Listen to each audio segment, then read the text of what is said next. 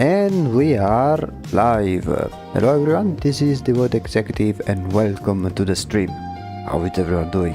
Hope this day, first day of the week, started on the right foot. Today we'll continue the drawing that we started last Friday.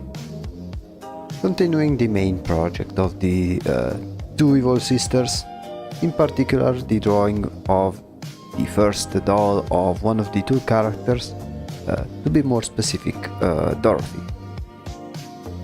Last time we made quite a big amount of progress. Let's check it out. Okay, yeah, so this is how we left off. I think in this stream I will try to focus mainly on this bottom area,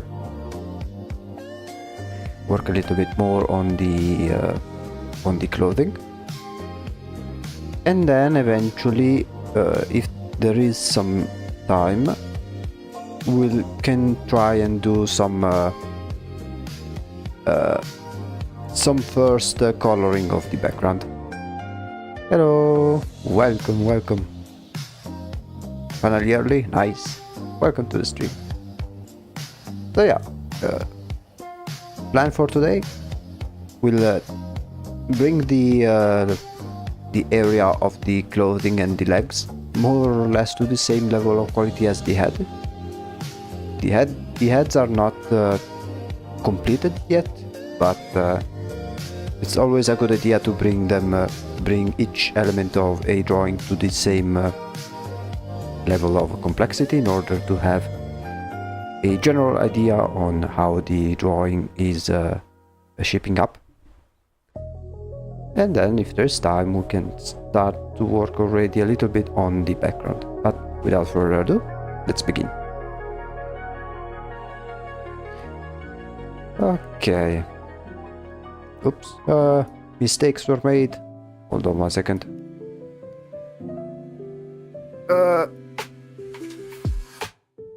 One moment. Mistakes were made. There we go.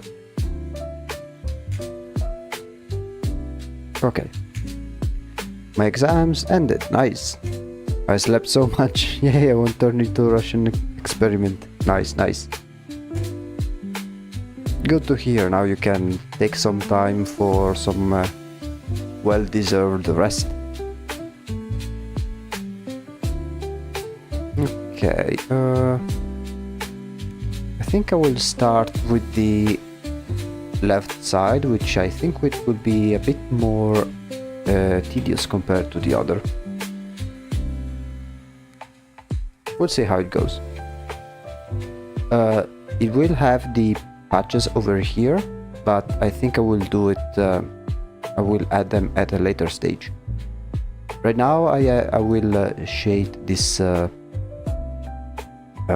this part of the clothing as if it was pristine, and then later on we'll try to make it more ruined, more dirty and all of that stuff. Yeah, having said that, let's try and start to work with our magic.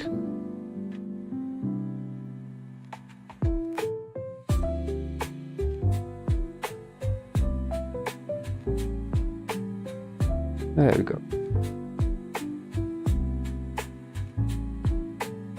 Lately I've been watching a lot of different trailers of different upcoming games. Right now I have so many of them in my Steam library that I kinda lost count. But that's okay. I wanted to ask, what is the concept of your channel? Like, given the name Void Executive, there is no way it doesn't have lore. Oh yeah, it does have lore. Part of the lore is explained and will be explained in a mini animated series. Right now I've only made one episode, it's a video that's on the channel, one of the very first ones. And wait, let me lower the music a little bit. That is that video that I made kinda gives some sort of introduction to the lore, but I do plan on making other episodes to expand the lore. Posting more video. Yeah. Although I think because like next month I will be away. I will be around still for like 2 weeks, and then I will be away for vacations. I was thinking, instead of starting working on a specific video right now and then interrupt it, I think once I go back from a vacation, I think the first thing I'm going to do is start to work more on the videos and content in general, other than the live streams. Partly because I think that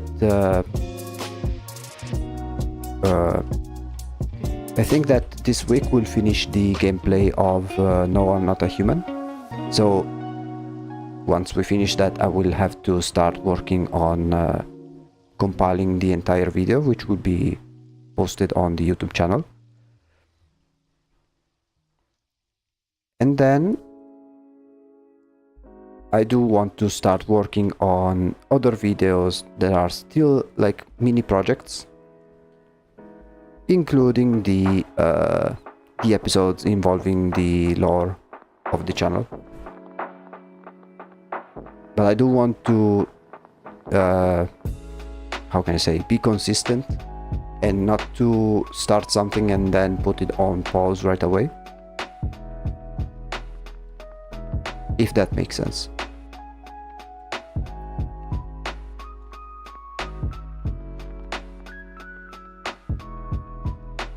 And I'm not sure if I should make it so that some of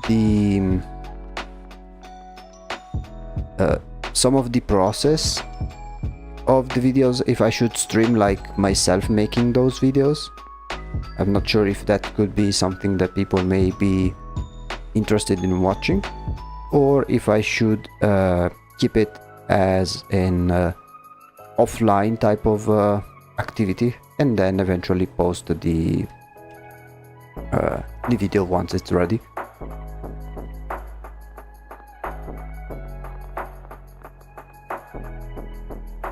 I've seen people make those streams, yeah, although I'm not sure how, like, if it would be interesting for you guys specifically. Okay, let me take off my shirt 1 second because it's getting quite hot. Oh. There we go. But yeah, there are plenty of videos that I want to make.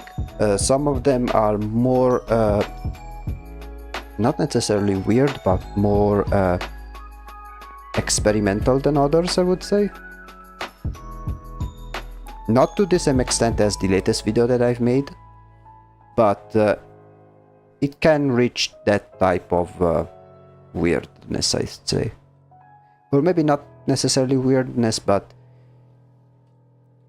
they still fit into that sort of I don't know how to call it, to be honest. It also depends on you, if you like working on camera more or off camera. I mean, to me it doesn't make much of a difference, because I would be working on the project one way or another. It's purely a matter of whether you guys would like watching me do it or not. Maybe the only true difference may be that like if I do it on stream, I will have like, if I don't stream the process, I will dedicate more time in general.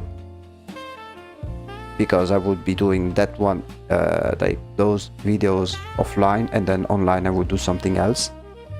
Whereas if I do the process on stream, then it will be it saves up some time, let's say, if that makes sense.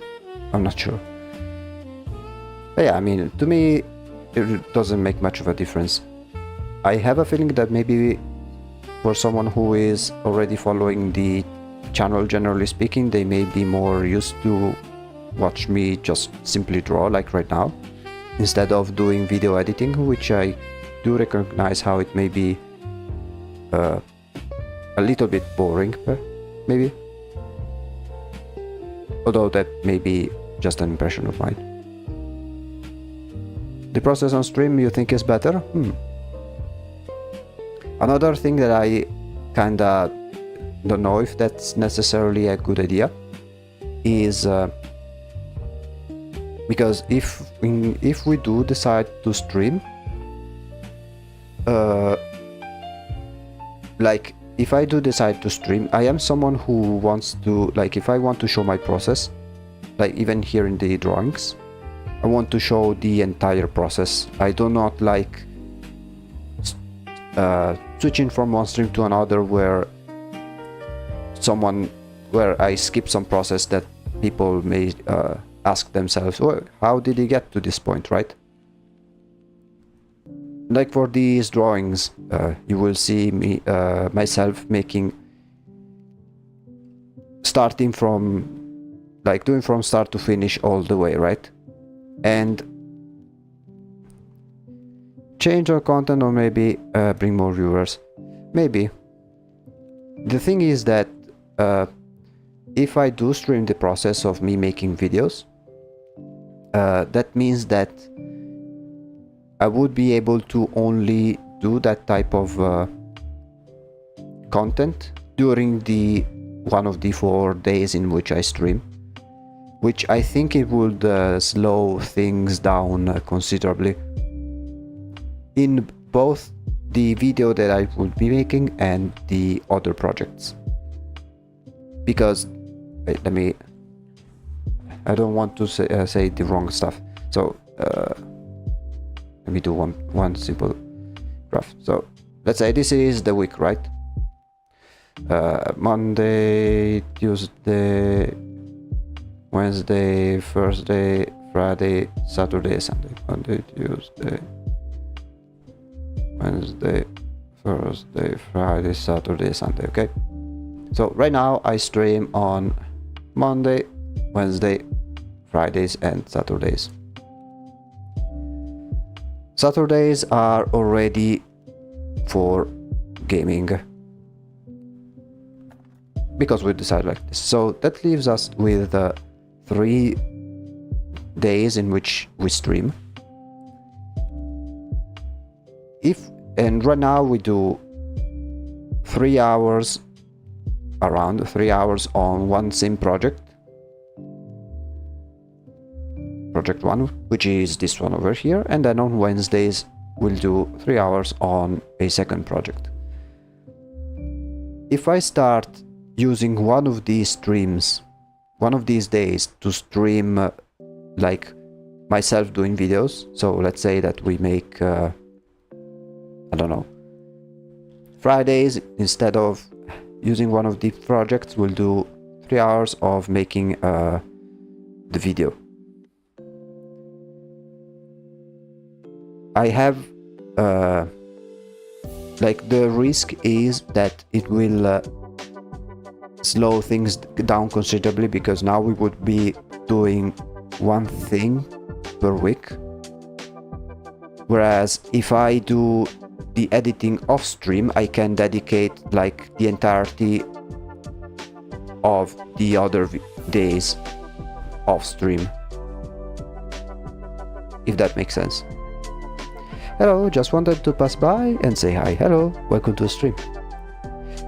Been a while since I've been here.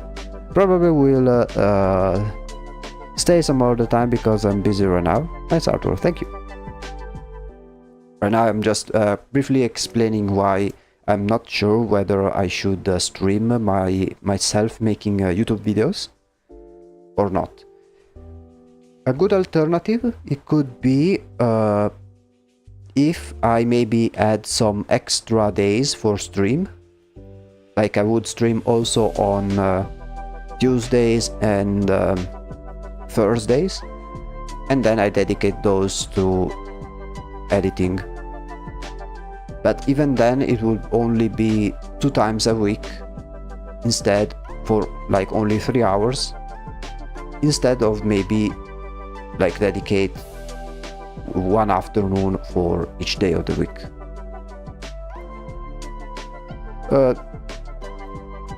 The thing is that I do not want to in some way slow content too much, or slow the production of content. I'm already quite behind on content like videos and stuff. For instance, I used to make shorts a lot at the beginning of this year, and then I stopped because I encountered some sort of artist block in a sense. And I think that it would make sense if I started working more on YouTube content in general, since the main platform in which I'm operating in is YouTube. And so I think that maybe if I instead do not stream the editing process and I dedicate like 3 to 6 hours per day outside of the streams making videos, I think that would allow me to create content much faster. That doesn't mean that there won't be streams in which I will have some video editing, if the video editing will involve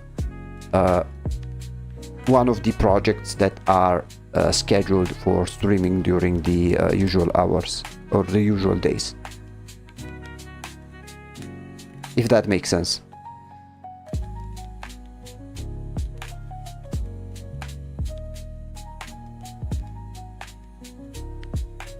So like when I come back from vacation, I think I want to go all in into making videos. And as I've said it before, those videos will be a bit not necessarily weird, but very experimental, very weird. Like I imagine the only videos who have some sort of consistency between one another are the ones for the animated series.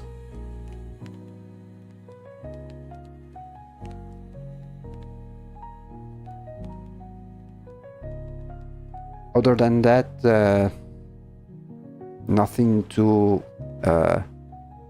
crazy or coherent for that matter, because I am planning on making each video outside of the animated series as some sort of a visualizer, you know, those type of music visualizers, or even like short animations or something similar.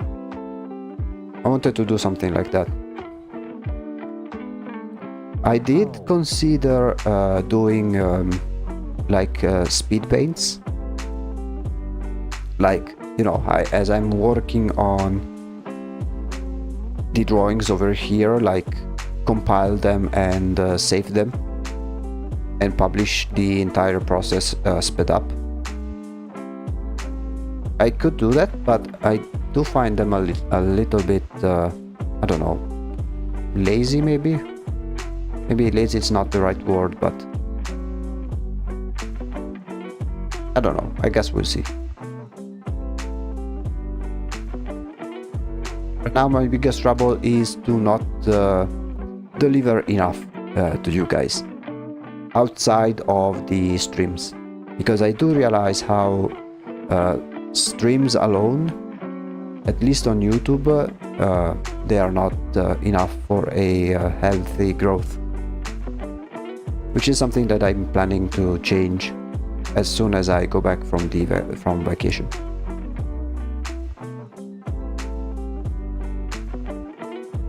Because another thing that I want to do is that I've set up a goal for myself to reach 1000 subscribers by the end of this year.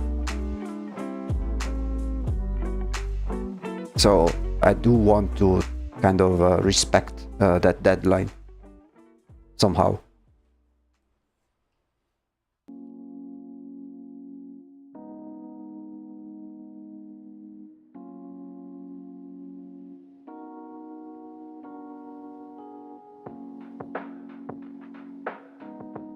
Okay, let me try.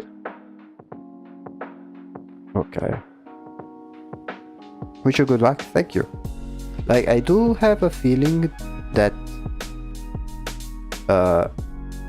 I am pretty optimistic about it. I do think I will manage to reach it. It's a matter of having to post either videos or YouTube shorts at a reasonable pace, I feel like. Because one thing that is true is that people will discover you through YouTubes and shorts. Although, like, I did try the short, like doing lots of shorts. I started by doing them by making one per week, and then it became 2 per week. The problem is that for the animation process that I do, it takes a lot of time, and I tend to run out of ideas pretty quickly. They will have a lot of talent. Thank you. With video editing, I still have some troubles, I have to admit, because I'm not really used to it. But that's something that can be easily overcome.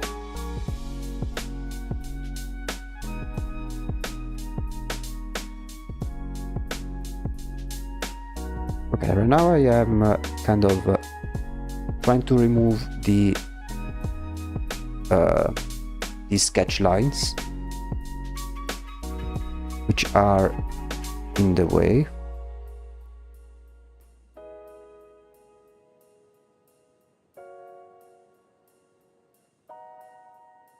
I remember when we made the dress of her, like we took a couple of streams, but entire streams to make this dress, at least this part over here, but I think here it will be a lot simpler.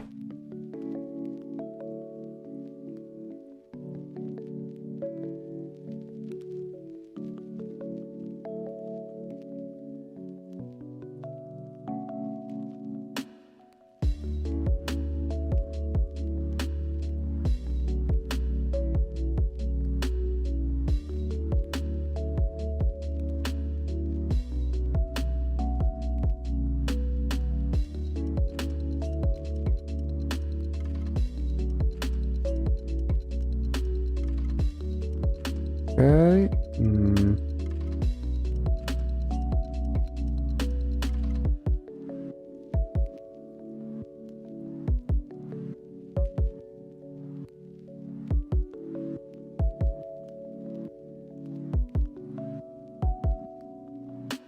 Something like this. Yeah, another thing that I want, although I think that won't be necessarily a problem, is I will try my best to remain fresh with ideas. I don't think that will necessarily be a problem, because I usually get many different ideas in mind that I think may be interesting, or at least fun to try and make.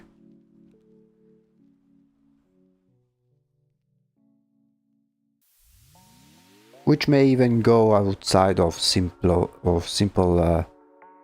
drawing. Like some of them, they will involve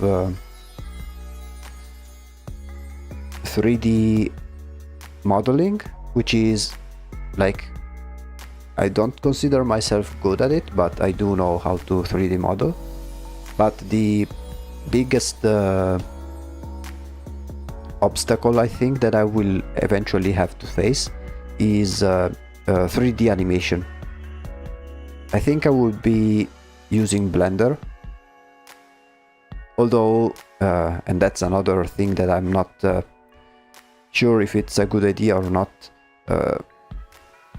Like, I do know how to use Blender, but I know the very basics.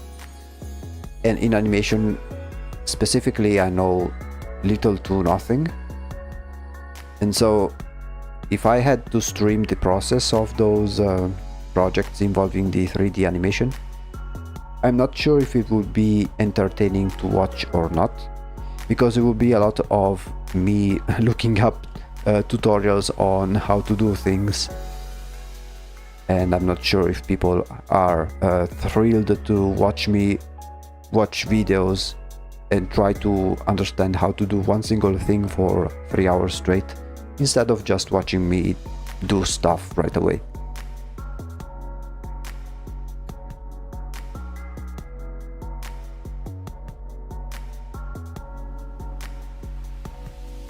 Animation is just so hard. It is hard, but it's more not only it is hard, but it is also very time consuming.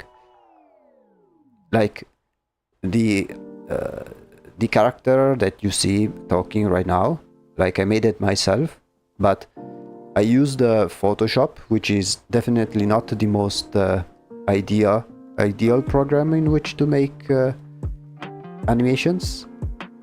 And just to make those simple animations, it took me like a few weeks, or maybe not weeks, like a lot of days, at least 1 week or 2, just to make these looping animations.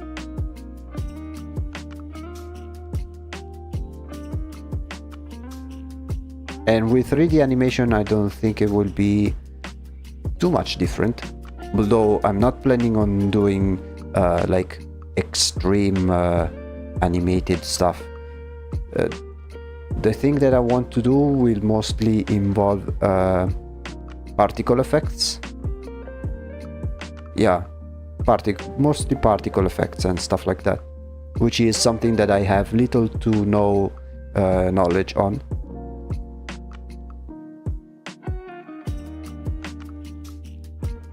Okay, let me try.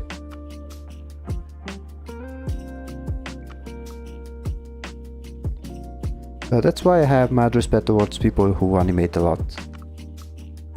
Yeah, like when I did art school, I had a course. It was 3 years. The first 2 years we studied both illustration and animation. And then at the 3rd year we had to choose which field to specialize in, and I decided to go for illustration,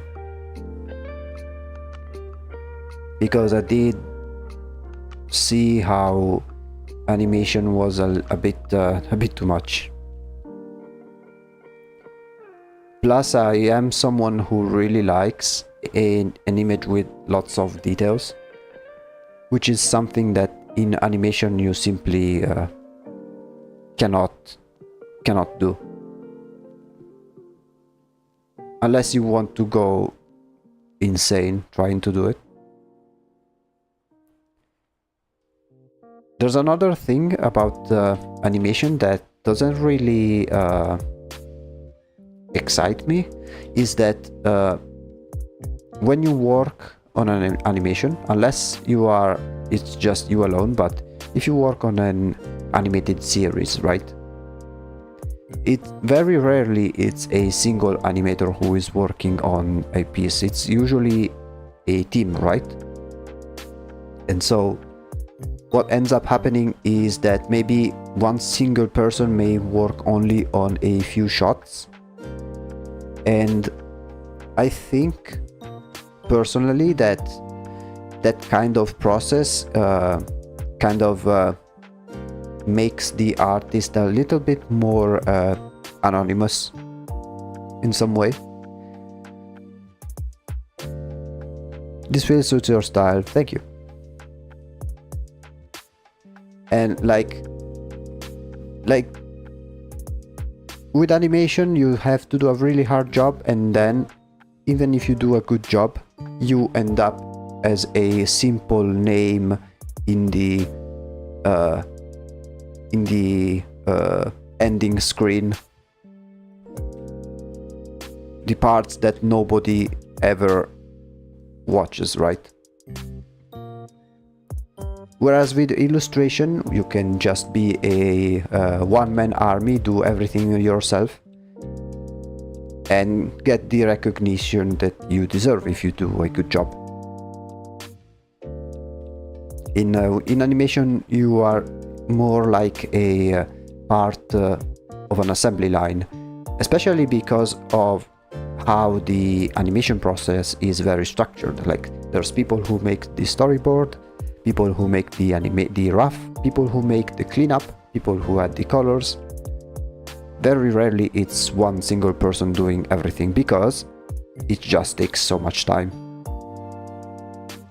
They legit have no recognition. It makes me so sad. Yeah, like the only situation in animation in which you can be recognized is if you are the art director or the one who made the idea. For instance, Hazbin Hotel, right? We know the creator is Vivienne Medrano. We know her name because she is the one who came up with the story and the characters. But then no one else knows the animators who actually made the animation. Or the Amazing Digital Circus. We know the creator, which is Gooseworks, because she is the one who had the idea of the story and the characters. But the people who made the animation themselves, no one remembers them. No one knows their names. And maybe I may have read them, but I've already forgotten about them. Because the only situation in which those names do appear is in the ending screen, and that's pretty much it. So yeah, from that perspective, I do think, like, I do personally prefer illustration.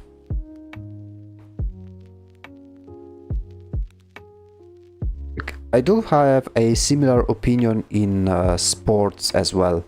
Like, I am someone who overall prefers sports where it's only you, because then you know that any mistake and any achievement can be, like, you know that whatever you do is because of you, and you don't have room to blame others, or you don't have others that take the praise unjustly, if that makes sense.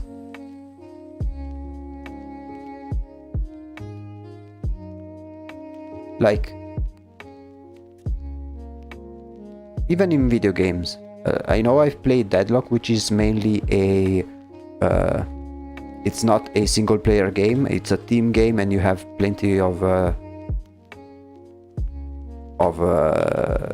teammates, and some are good, some are bad, right? But at least in that game, the game tracks who is playing good and who is playing bad, because at the end of the match it will say who made the most kills, who made the most assists, who made the most player damage. And in that way, it's a little bit more meritocratic, I would say.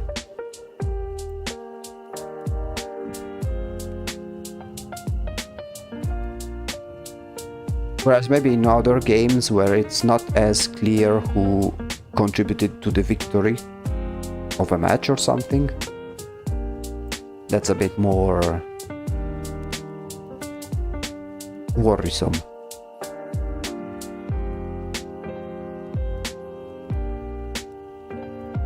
Okay, let me try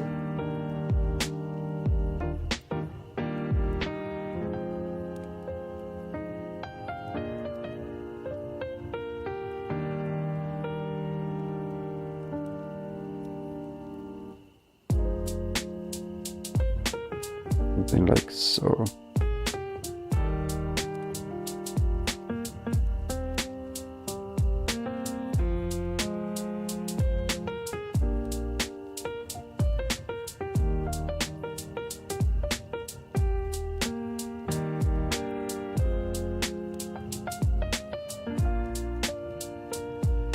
Or even in like in movies. Like in movies, only the director is recognized. Everyone else basically gets forgotten.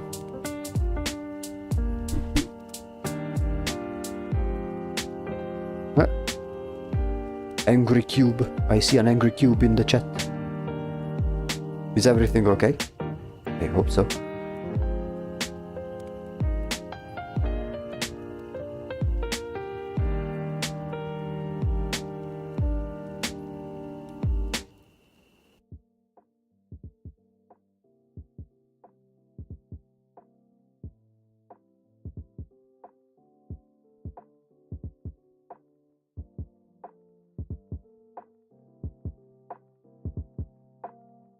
Okay, let me take this color maybe.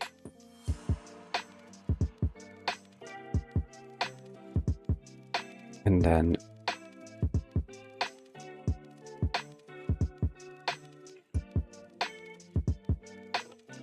my phone started to freaking lag. What is that?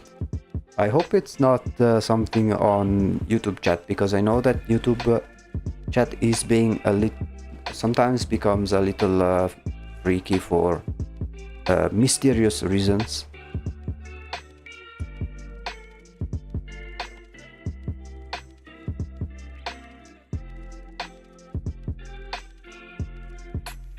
At least on my end.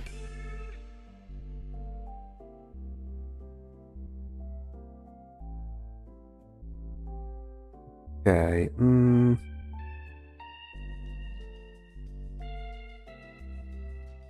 Now I will do these small decorations on top of here.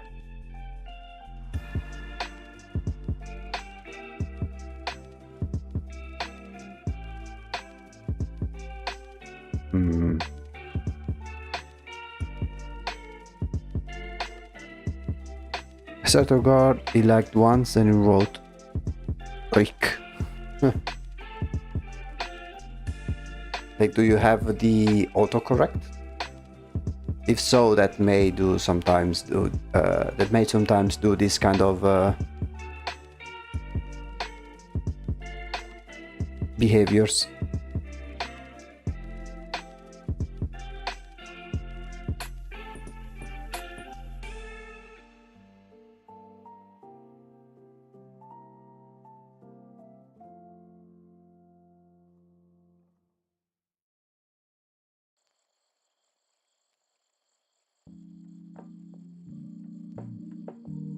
Okay, now we have let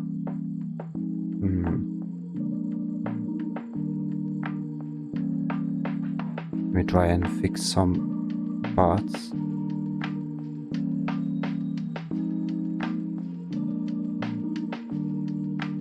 Maybe I don't understand it at all. Who knows? Okay, I don't really like this area, so I will try to redo it.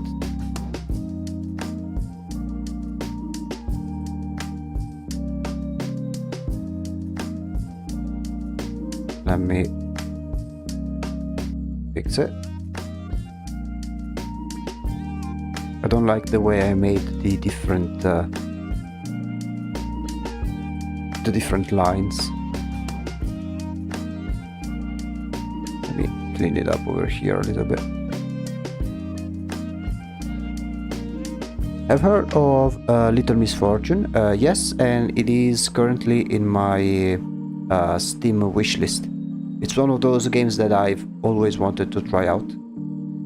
I don't know anything about it, which is why it could be a good candidate for a possible future gaming stream.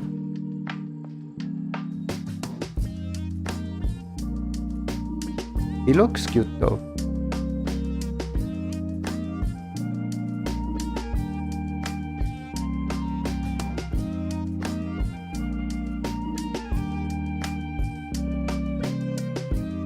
is gonna get traumatized. Oh no.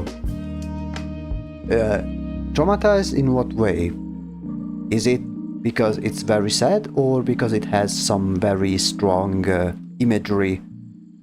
If it is the latter, I don't think it would be that much of an issue for me because I've played games like Franbo or something similar which has some very fucked up imagery, I would say.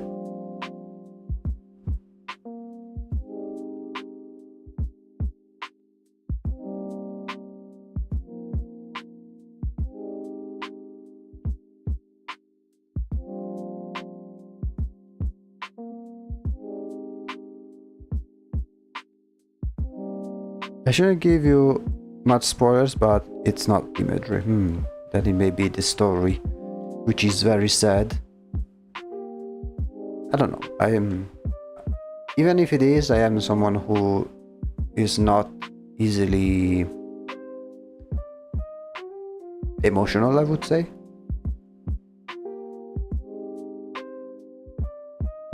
Not to brag about it, of course, but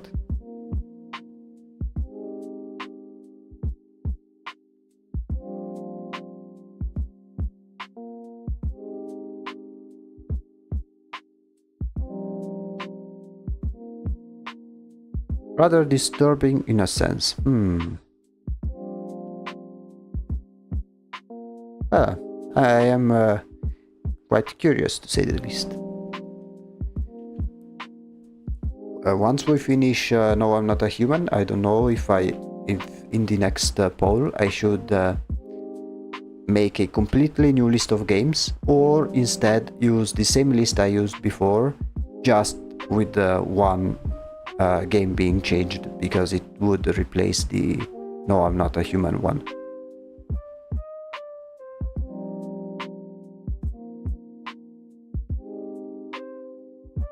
Yeah, let me clean up this area too, because I think it's a bit too messy. Well, speaking of messy, have you guys watched the World Cup? Like Spain won over Argentina. I did hope that like I was rooting for Spain, so I'm quite happy. But like when I saw the match, like Argentina barely did anything, so they kind of deserved to lose. My classmates are going insane about it because who are they rooting for? Argentina or Spain?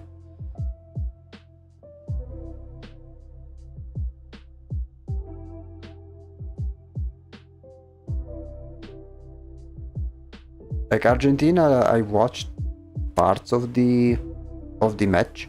Like I kept it on my second monitor as I was doing other stuff. I got my bet with his brother, and since he lost, he freaking out. If you can cut his hair. Oh, most worried Spain. Okay. Yeah, like I did watch it, but Argentina barely did anything, like at all.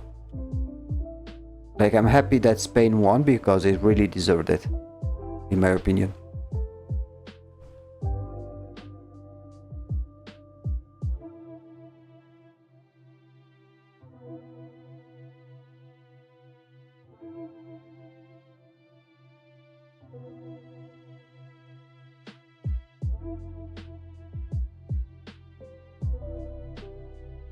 And another reason why I'm happy is because Spain only won one World Cup, and this is its second.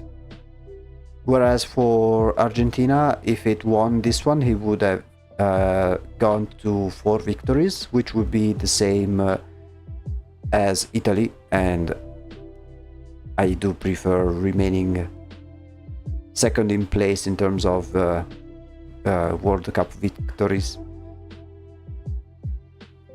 I low-key have no business with sport, so I just kinda judge. I mean, same with me. Like, I'm not someone who watches football regularly, if at all.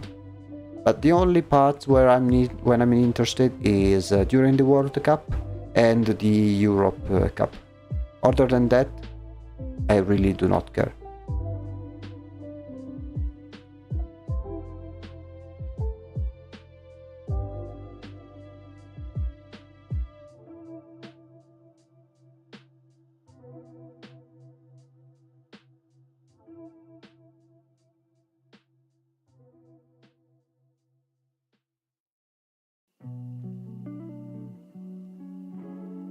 Originally, I was rooting for Japan, but then it got eliminated. Then I rooted for Norway, but then it got eliminated.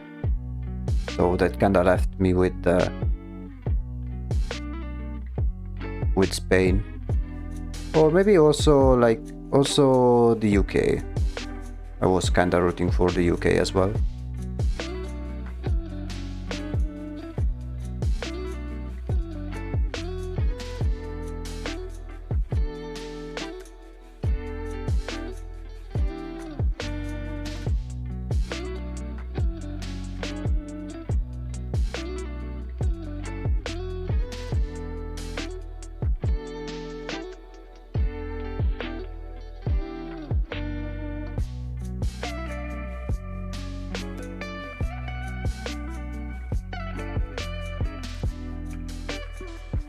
Do you like ice skating? I never tried ice skating. I would like to try it though. I did do skiing only once, and it was pretty fun. I remember it was quite fun.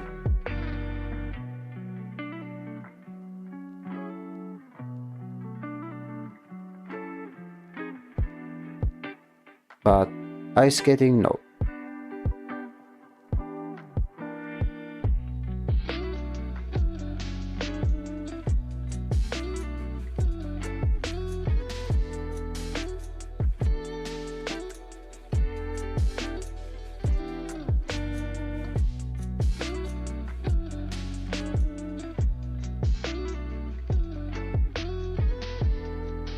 Seems so fun, yeah. Although, like, at least to me, the only place where you can is during the winter. Sometimes they make those skate arenas, like artificial skate arenas in the main plaza. But I've never went to those, like I've never tried them.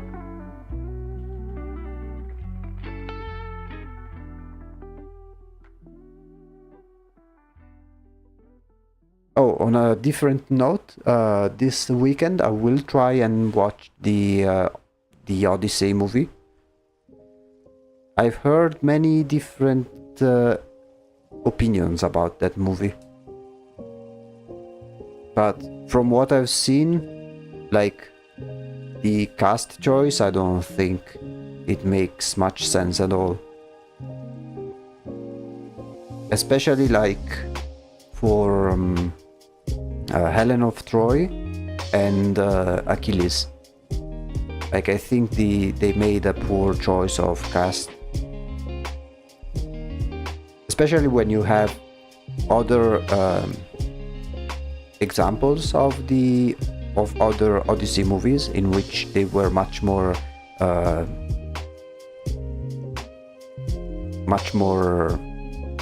don't know, coherent with the portrayal of the characters.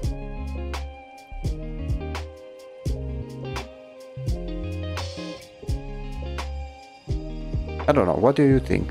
Did you guys see it?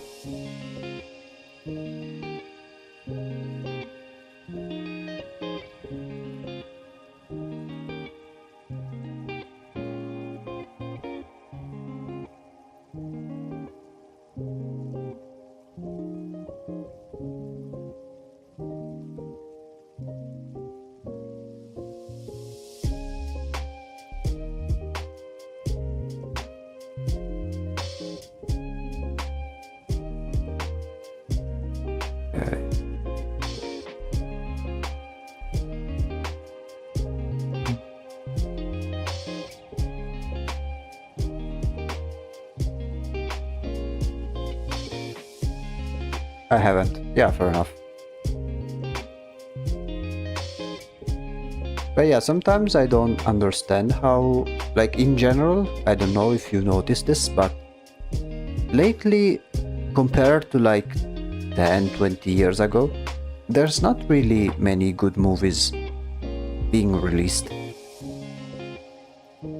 At least that's an impression that I have.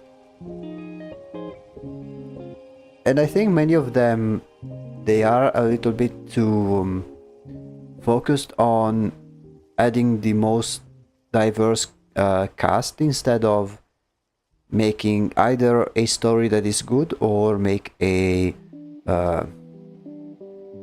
an accurate portrayal of characters if they are like already established and existing characters in other media.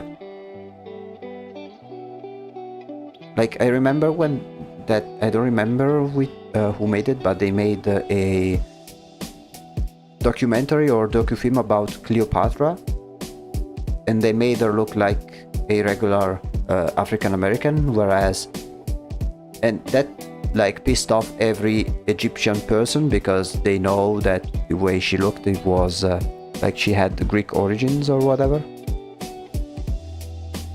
Disney shade, yeah.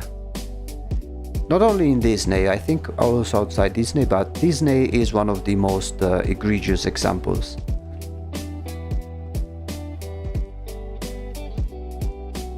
I mean, I do have my own problems with Disney even outside of the live-action movies.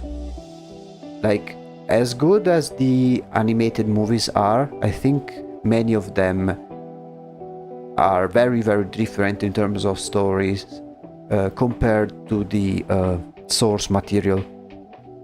And I think like they did that in order to be more kid-friendly, which is a weird thing to say because the stories they took inspiration from, starting from the very first one they made, which was Snow White and the Seven Dwarfs, all the way up to some more recent stuff like Aladdin or The Hunchback of Notre Dame and stuff like that. Like most of them are already kid stories, but they made it so safe that the story kinda lost some of their meaning. For example, Little Mermaid, right? If you watched the movies with people of color are really good if it's original stories, but remakes and force it so fucking bad. Yeah, Into the Spider-Verse, Princess and the Frog, Coco. Not only that, but even without like Princess and the Frog, it's a reimagining, and that's okay, right? But even then, if you really want to delve into Disney princesses and whimsical territory, like I bet there's a ton of stories, of folklore stories of African origins. Like I know that I am sure that there are plenty of those stories that maybe parents tell to their children in Africa that are more aligned with their culture. And I think that if Disney finds those stories and makes a good rendition of them, I think they can lead to very good results in terms of products. Because one, it would be genuine, and the choices of either the cast or the characters or their design, it would make sense within the cultural and historical context of those very same stories. Like, I don't understand. One thing that I don't understand is the need to take already established stories and medias, which do obviously belong and refer to a certain group of people, and basically race swap the characters or blackwash the cast. Like Little Mermaid, it's a Norwegian story. But since they are so focused on having a black character have the Little Mermaid, they have to essentially rewrite the story and make it in the Caribbeans. Like, I don't know. You don't have to distort already existing stories, because I think that gives also the wrong message, because it means that you really do not care about original African stories, and you simply do implicitly say that no one gives a shit about those African stories, and that the only ones that people want are those like European ones. But in order to justify being inclusive, they end up making this chimera of story from one region and then characters from a completely different setting, and it doesn't mix well.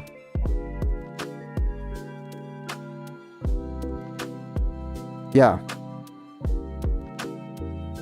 like there is a when we were little, there was this animation, this movie. It's a French animated movie. The quality is not good, like it's not animated well, but it was something that we used to watch when we were little, and the name was Kirikou. It's the name of this little child. The story is that like this child is born that he can already talk, is already very smart, and then there is this witch who apparently killed and ate all of the men in the village. The setting is like classic African village with mud huts and stuff like that, right?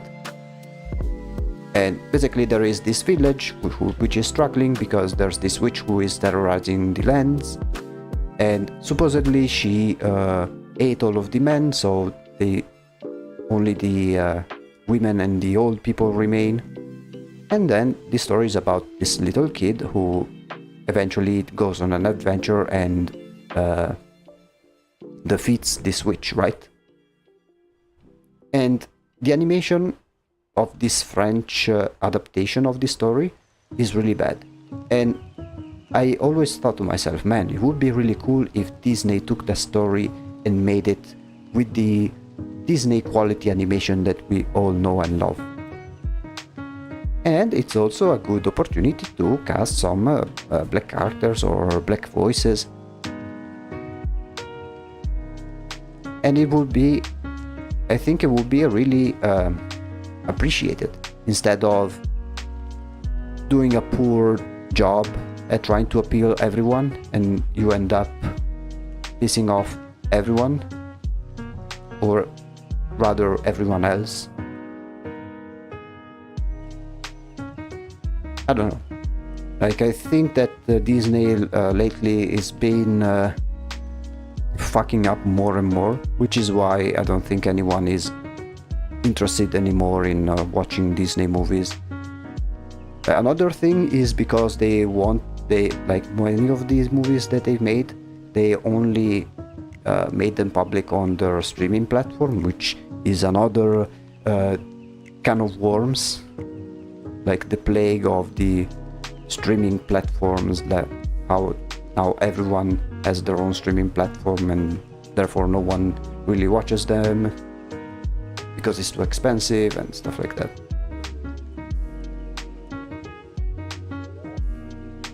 Disney now before GTA 6 is crazy. Yeah, which is why I think right now it's starting, like, independent movies, like indie movies and indie cinema is starting a little bit to take hold. For example, like if you take into account the Backrooms movie, I haven't watched it, but it was the Backrooms movie, and then there was another horror movie which was also made with low budget, Obsession, I think the name was. But it was something that was praised for being low budget but high quality. I think it will eventually reach something similar, and it will be the same thing that is happening with indie gaming today, I think. I mean, even indie studios are not safe from some of these, we'll just put a black character or a gay character just to check some boxes in the inclusivity collector game. Like, I don't know. I don't understand though the people who also defend these type of moves, because I mean, don't they realize they are being patronized like crazy?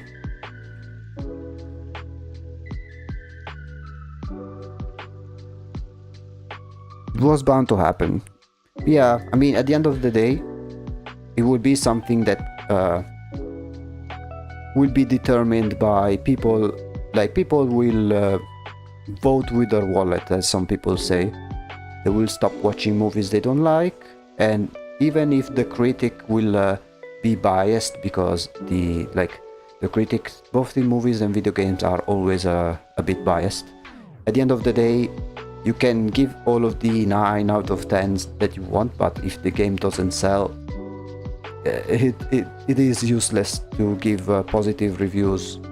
If they, like, you can polish a turd as much as you want, but a turd remains, right?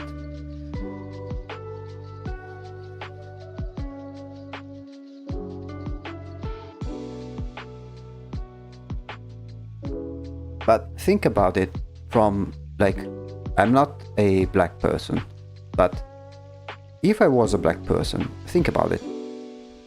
Essentially, those companies are telling you, okay, since we don't give a shit about your group, we are willing to just recycle already established quote-unquote white people stories and just slap a character on it, because we care so little about maybe original stories from your ancestry or from your culture, that just to satisfy your request, we'll just slap a black character, make the Tolkien elf, we'll make it a black character, even though if elves literally means of pale skin in their elvish language, we'll just slap a black character and you have to like it because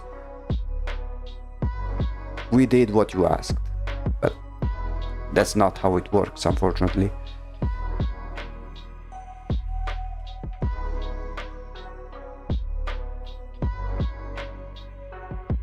I don't know. Maybe I am overthinking it. But I don't think it's something worth noting. It's kind of like, you know, how in Pride Month, now it's not as used anymore, but I remember each time it was Pride Month, there was all of those companies with the rainbow logos and stuff like that.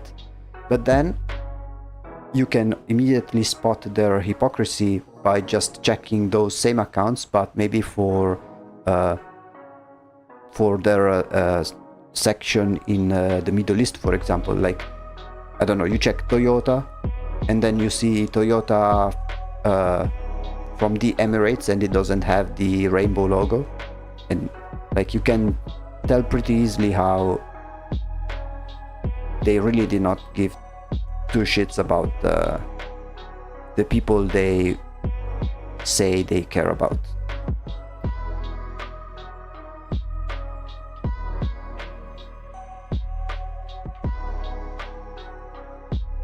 All for fame, not necessarily fame, but all for money. Like, they do it because they know it's the most profitable, because probably some guy in a suit from marketing team told them, hey, if you put the gay flag on Pride Month, it will make us sell more because gay people love it. And then they say, oh, nice, then we'll do that. But they don't do it out of the goodness of their hearts.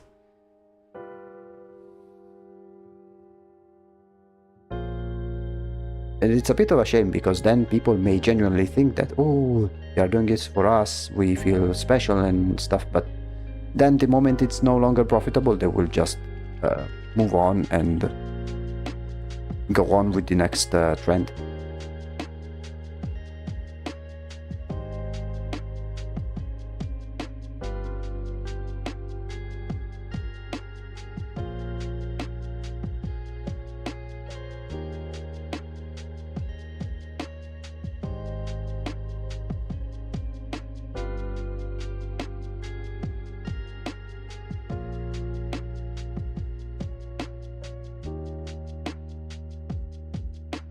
I think the average person should know that brands would skin us alive for our last penny.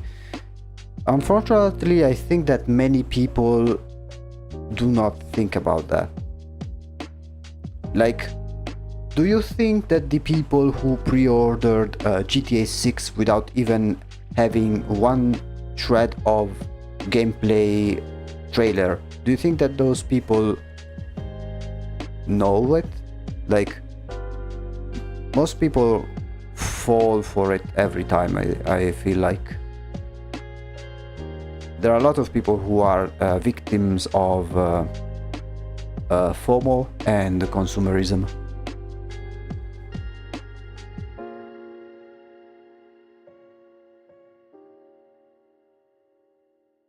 That's type shit will happen, yeah. Hello, welcome to the stream. Okay, let's make a quick check on the before and after. It's always a good idea to see if we made the right amount of progress.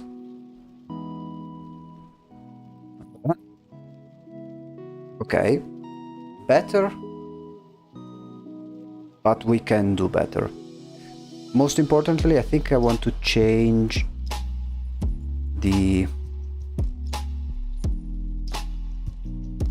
proportions over here. I refuse to play most AAA games, to be honest, indie all the way. I totally agree with you. I too am someone who ditched the most AAA games, and right now I am going full indie without question. Although there are some AAA games that I think are worth getting. GTA doesn't suck. I mean, I do have GTA 5, but funnily enough, I've never finished the campaign, because I mainly played on a specific roleplay server. Like, that's the only reason why I even bought GTA 5 on PC, just to play on that server. But other than that, like, I do have a worry that GTA 6 will be a disaster, I think. Like, not even one single gameplay trailer. Like, I know that other companies made something similar in which they showed gameplay at the very last moments. The most clear examples that come to mind are either Team Char with the Silksong, or Valve when they announced Half-Life Alyx. But even when they announced Half-Life Alyx, it was like 6 months before the release. And with GTA 6, like, how many months are left? Like 5, 4, and they do not have one single gameplay trailer. It is a little sus. Like, I do fear that we are going to have a cyberpunk launch type of situation. I hope it's not, but I have a feeling it may be. Bro, you don't get it. They spent quadrillion bucks on it. It must be good. I'm gonna have to leave early. Ah, that's okay. Hey, thank you for keeping us some company.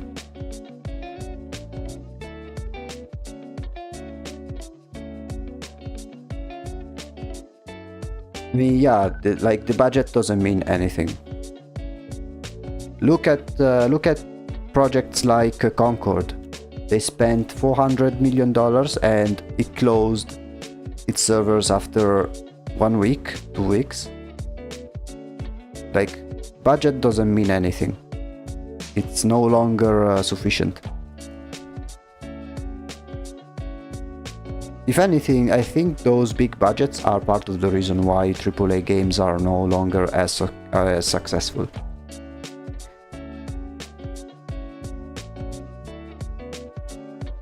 Especially because I think like those companies got so big that they ended up adding roles that are necessarily useless.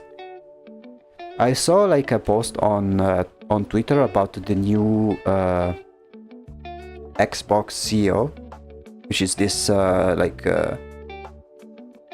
Indian lady, and she says something like how they had over 14 layers of management in the production of a game, and that's part of the reason why the some of those games were like delivered poorly or incomplete, or it took too long. Like, I have to say, how do you get to that point where you have so many layers of internal corporate bureaucracy that you have to recognize it later when you have only after you have plenty of games who have failed, like Outer Worlds 2 or South of Midnight, like all of those games that you hype up and then no one ends up playing them. Wasn't Concord a tax write-off? I have no idea. All I know about Concord is that they tried to join into the live service hero shooter cash grab. The problem is that they did that like 5 years too late, and the market was already way too oversaturated with the hero shooters live service games that people were already basically fed up with it. That was one thing, and the second is that by itself the game didn't look that appealing or that much different from already existing similar games, so people ended up just not playing it. Plus the character designs were dog shit. Like, they were honestly bad. Like, if we wait, let me pull them up. The Concord character designs, some of them, they were so forgettable. Let me pull them up real quick, just to give a stock reminder to those who forgot. Like, look, like, this one is a random bozo who tried to make a redesign. Even if the quality is only a sketch and whatever, it is already way better than whatever this was. Like, this one looks like when you play like a free-to-play game and you try to make a combination of all of the pieces of free skins that you can get without paying real money. And since they all look bad, maybe you take the helmet of one free skin and then the body of one free skin, and then you end up with something like this. Also something like this. I don't know. Also, there's another thing. Oh yeah, there was this one. Like, she had this one that has the upside down trash can bin on their head. Like, what the hell is this? Like, bruh. I don't know.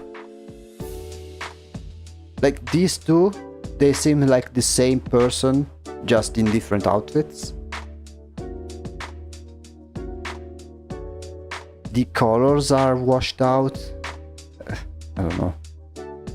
This one is really like, why? Why do you have this shape? Green Mexican Michelin Man. Like, I don't know.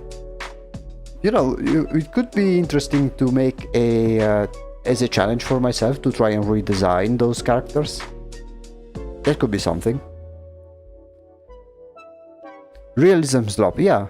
Like, they are realistic. Like, even this one, basically didn't change anything in terms of like actual design. Some things were changed, but this is already a little bit nicer. Or yeah, look how she looks in the original and how this one looks. Like, this is way better. Another thing that I don't understand with those types of games is it looks like they are trying their best to make the characters as unappealing as possible in terms of pure looks. Like, I'm not saying you need to make overly sexualized girls all the time. Like, I don't want something to be like I don't want something to be like Genshin Impact, where every single girl is like a fan service. But you can get some good looking characters with different body types without necessarily making them objectively ugly. Like, I always come back to this, but if you look at Deadlock, the characters are so different from one another and so unique, and their designs are so good, even for some of them who are still a placeholder in terms of design. Like, Dorman is really good, but remaining on the topic of female characters, let me see. Like, they are so fucking unique. You know, you see this one who has maybe more masculine trait in the means of, like, she's not the dainty, delicate woman that you encounter. Like, she's a bounty hunter, she's a werewolf. Then you got like the rich vampire, all snobbish. You get the bookworm, or if you want to go for a more bulky character, you do something like McGinnis, which, like, she's not your typical thirst trap that you see on most hero shooters, but at least she is good looking in her own right. Like, she is not an obese she's not just simply, oh yeah, we need to be inclusive, overweight person. I like the gargoyles got the girl, yeah, the Ivy. Yeah, even this one, like, she's called Ivy, she has a female voice, but if you look at her body, since it's a gargoyle, she's more androgynous. This is an old model, it's not that cute, but this one is the later design, which is much cuter. Like, I don't know, like, here they know how to do clever character design, and it really improves on their personalities as well, and it already gives you an idea on what type of characters they may be. Like, for example, I don't know, Drifter. Like, if you look at a character like Drifter, you can already tell that this one is a psycho killer who wants to stalk you in the night. Or if you look at Graves, you can already tell she is, no, not Drifter, Deadlock, Graves. You look at Graves, you get immediate Wednesday Addams vibes, that sort of goth, emotionless emo teenager. I don't know, you can tell that you can easily recognize projects made with passion and projects made with money in your head as the main driving force.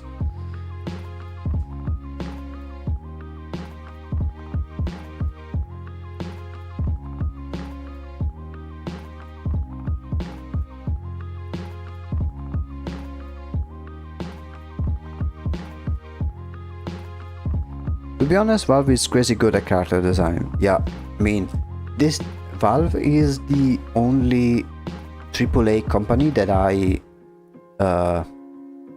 can truly trust in terms of products, I think. Compared to what we have today, I think it's way more trustworthy to some extent. Like, I don't want to get too crazy with it because they did their own fuck ups, but compared to the other companies, it's a total different story.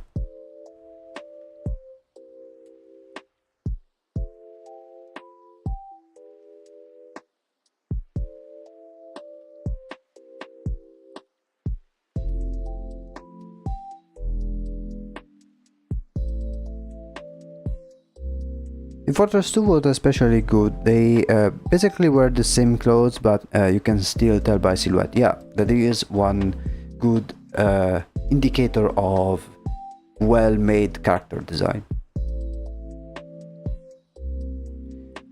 I have to be honest, I've never played the Fortress 2, but I've watched like the cinematics and stuff like that.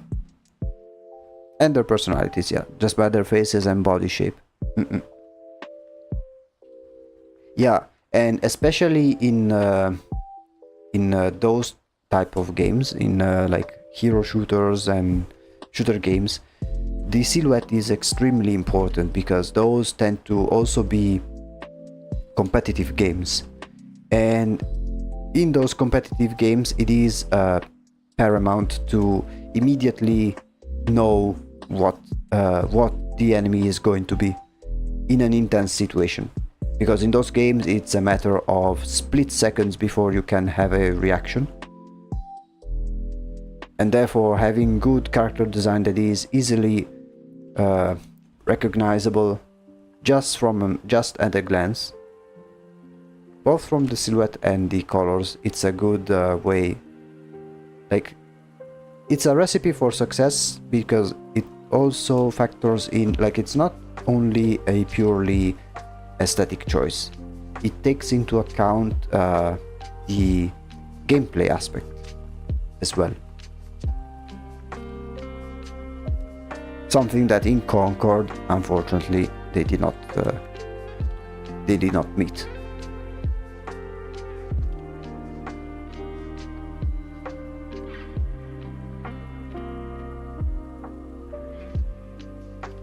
I still want to do a few changes over here because I want to make it so that the flow of these flaps are like they make sense. Okay, something like this, and then below will just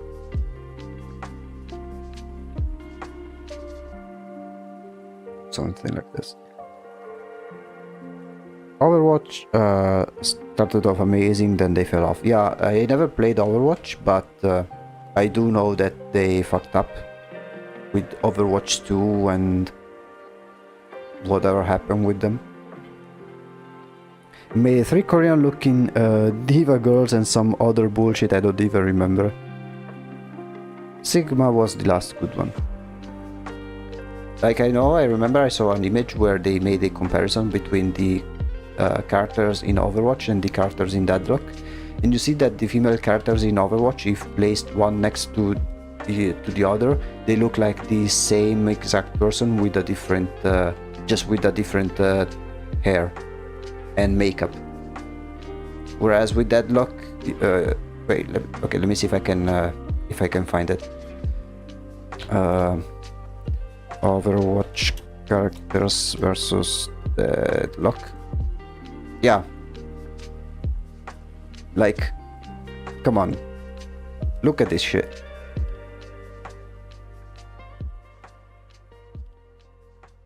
Like, in here they look more or less, especially these 3, the exact same person with a different outfit.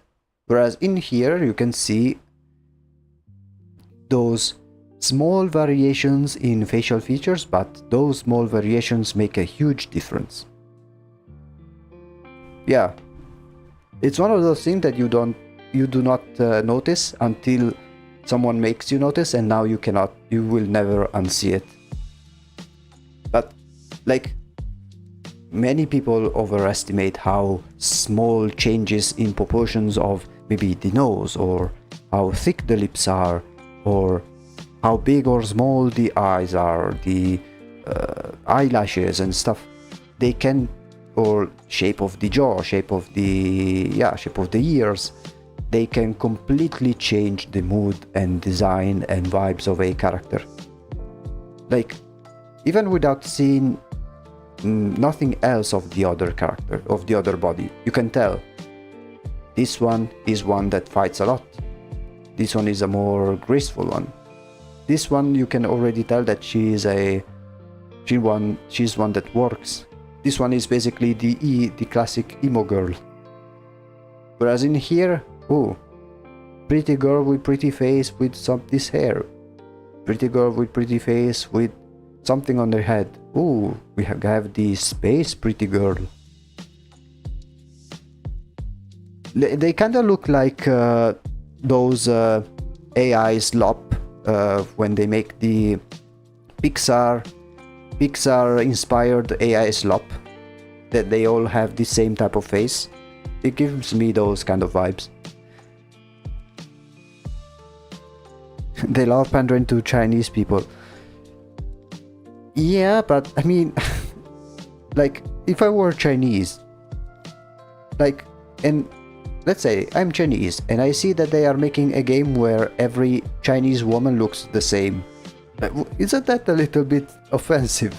I don't know. Wouldn't that play into the stereotype of all Asians look the same? Like, if it was like an strictly anime looking game like Genshin Impact, that will be more forgiving, because that's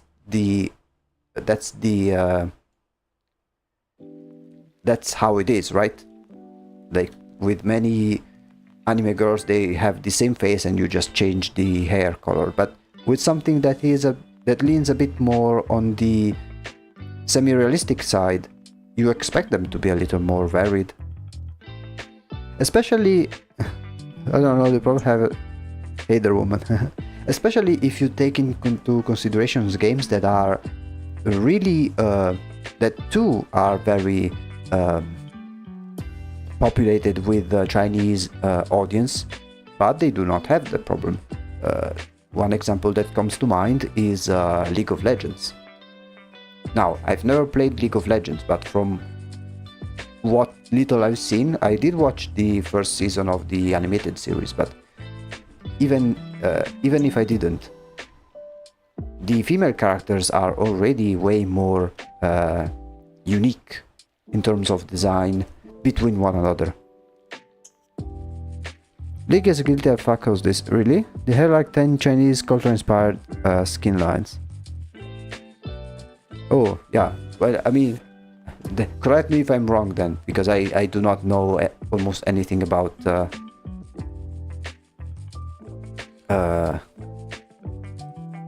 League of Legends, but I did see, like, the characters that I am most familiar with are the ones that I saw in the series, and all of them, they were pretty unique, at least in terms of face. So I don't know. You tell me.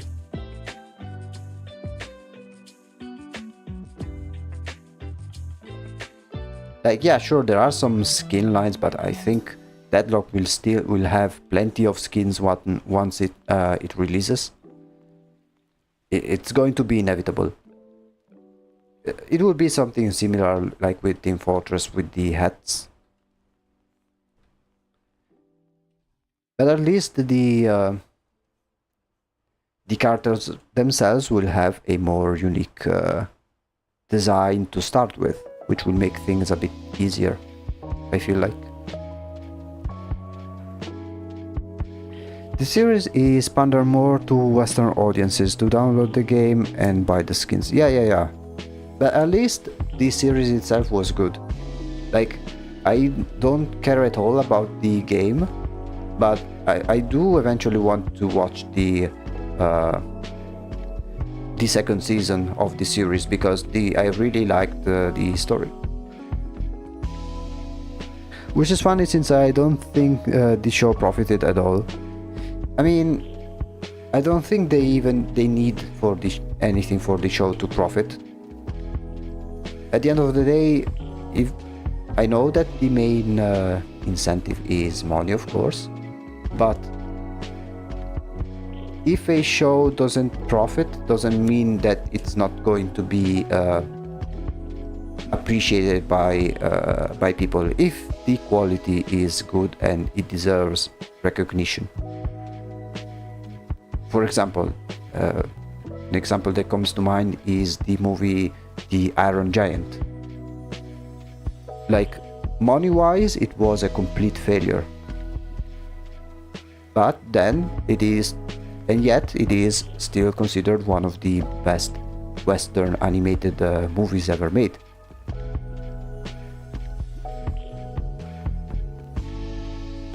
And yeah, Arcane is legitimately good.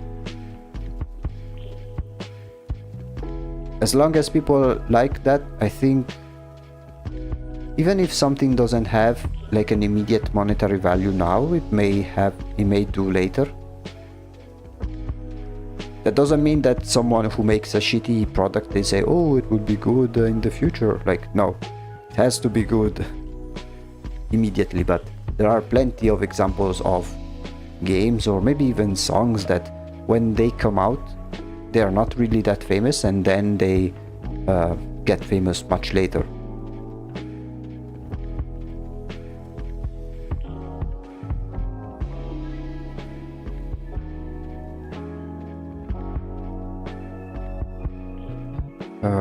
Okay, let me try and fix over here.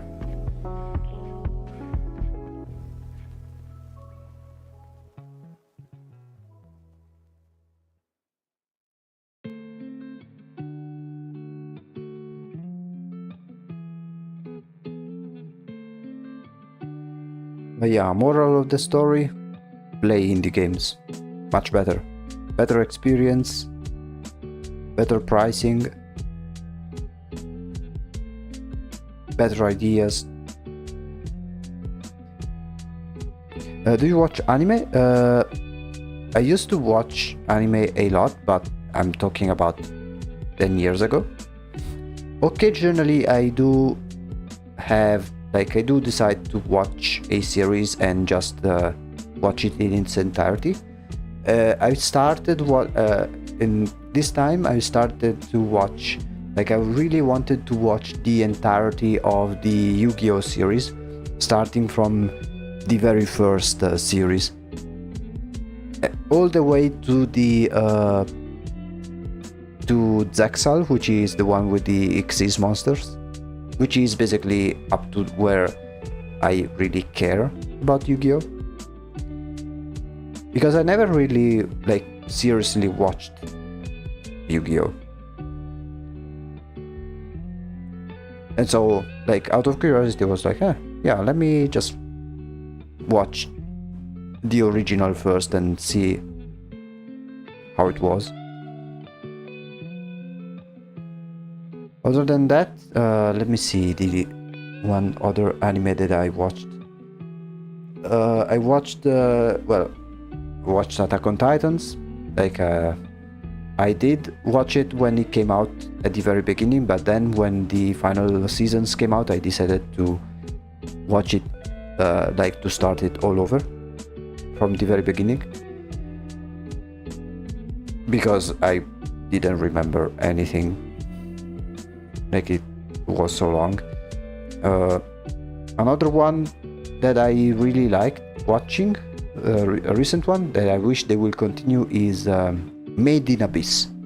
That's another really nice, a really good anime that I really enjoyed.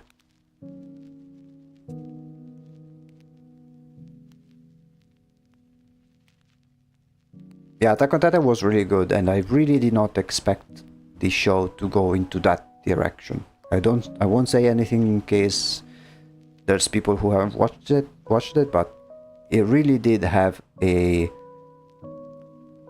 like at one point you are like, huh, I never would have guessed that they would have gone to that direction in the story.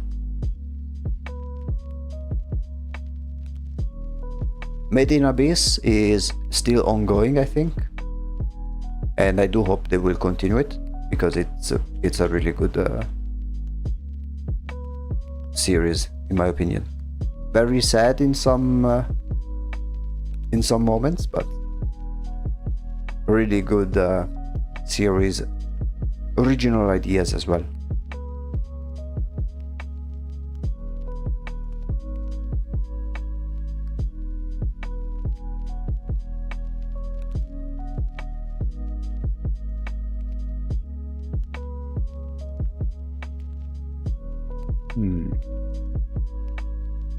Okay. Let's briefly see the progress once more. Before and after. Yeah, I think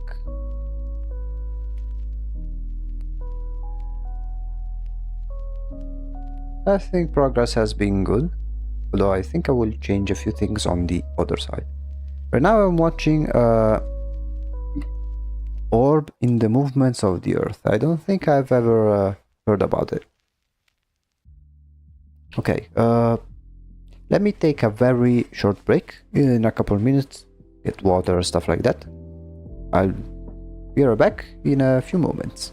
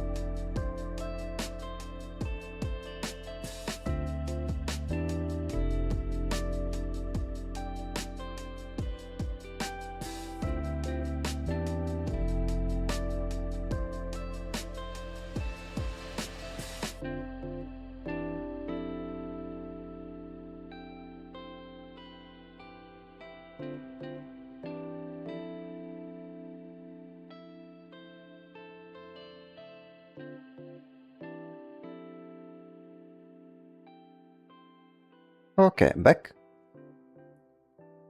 Just drink a little bit of water.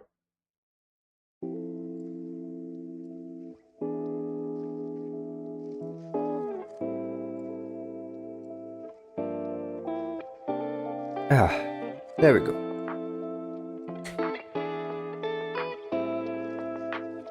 Yep. And what does the anime you are watching talk about?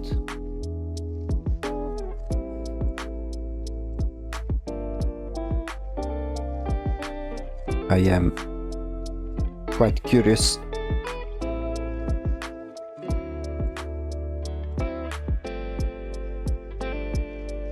Kinda reminds me of another series that I want to watch eventually, but it's not, I don't think it's Japanese. I think it's a Western one. Fuck, I don't remember the name. It's about these explorers who are lost in this alien world. It only has like 8 episodes, I think. I don't remember the name. It has some weird images.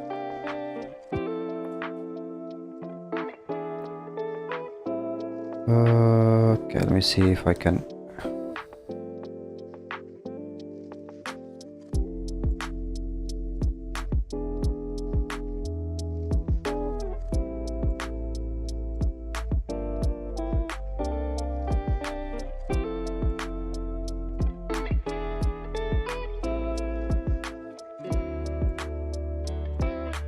Maybe something like this.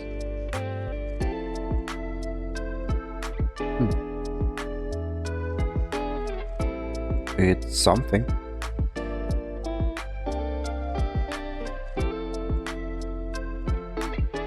Let me double check if everything is working fine, but I think everything should be all good. Yeah.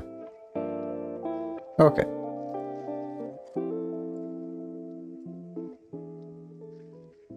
Check one last thing.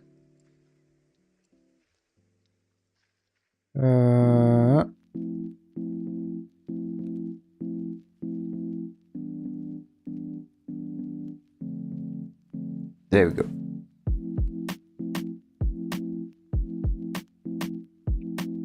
Also, another one that I want to watch eventually is Paradise Lost. I think that's another one that I'm quite interested about.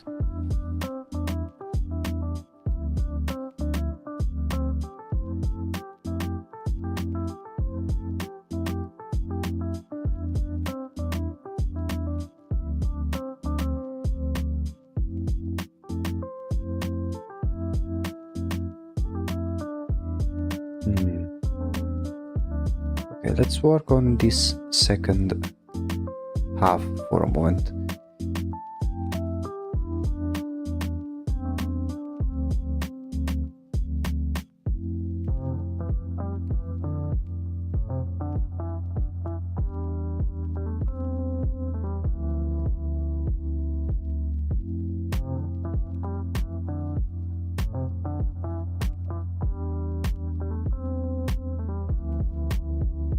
Okay.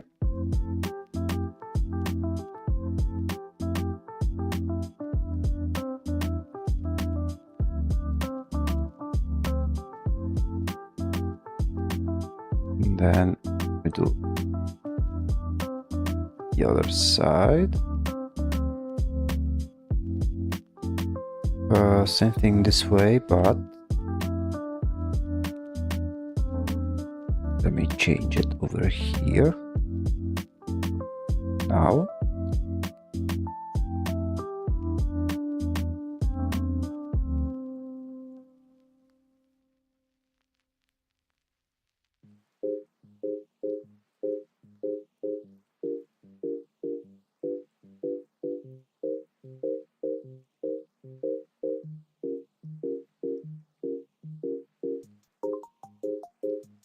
Okay, and then we do this other part.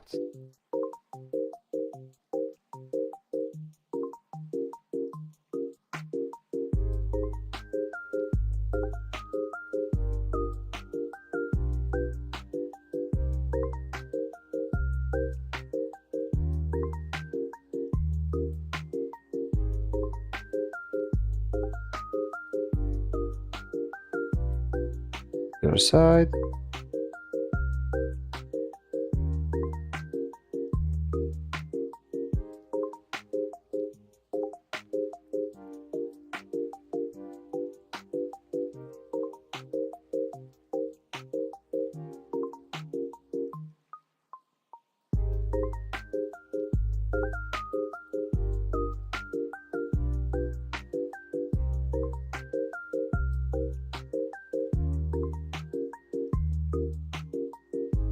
Okay.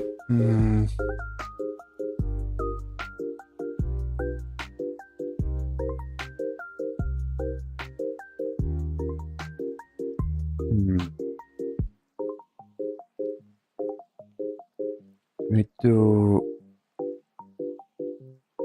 save these ones as a separate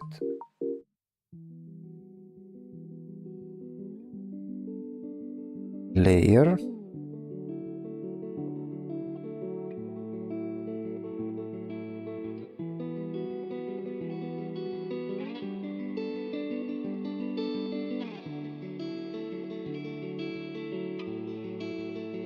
Then we lean it up.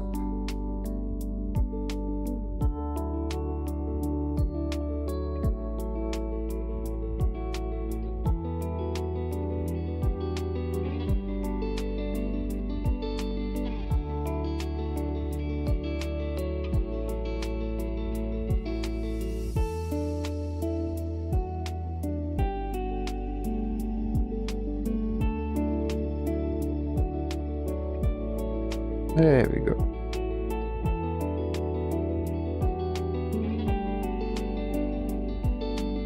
Let me check something.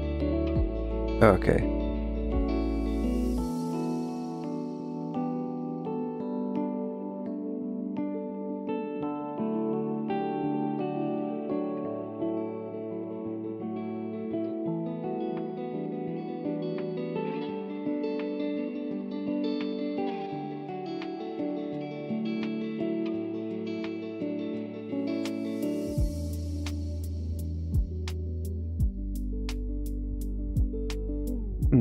Okay, yeah, more or less. Let me make the gradient more smooth.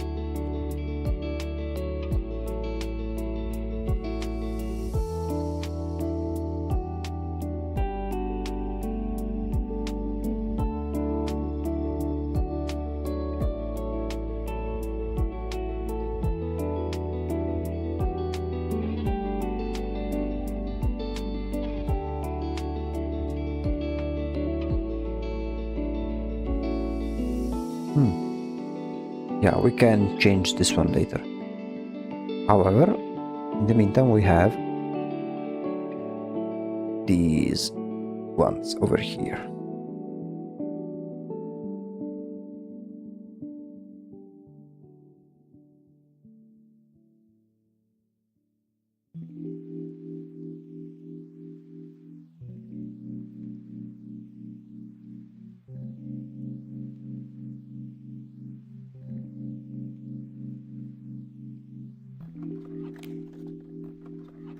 It doesn't have to be too precise, but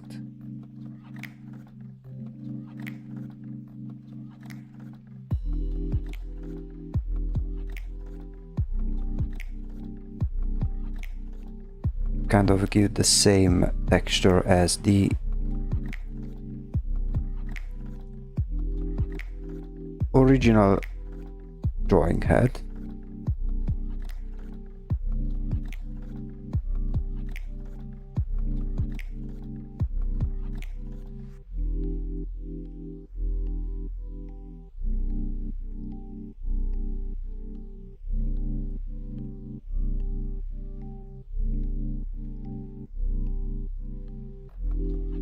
And then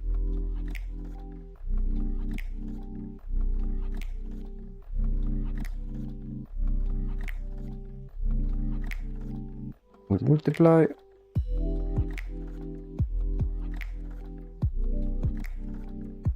and merge, and then for the part underneath, oh yeah, I almost forgot.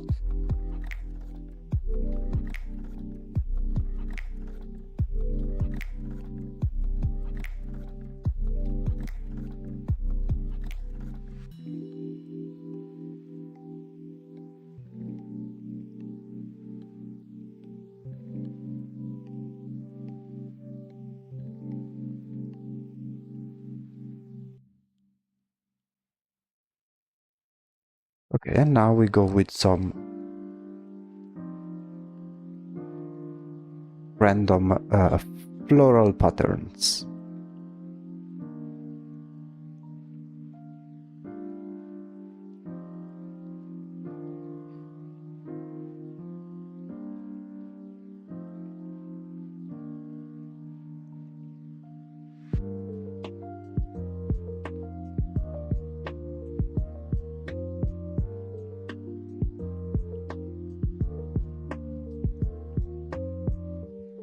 Something like so.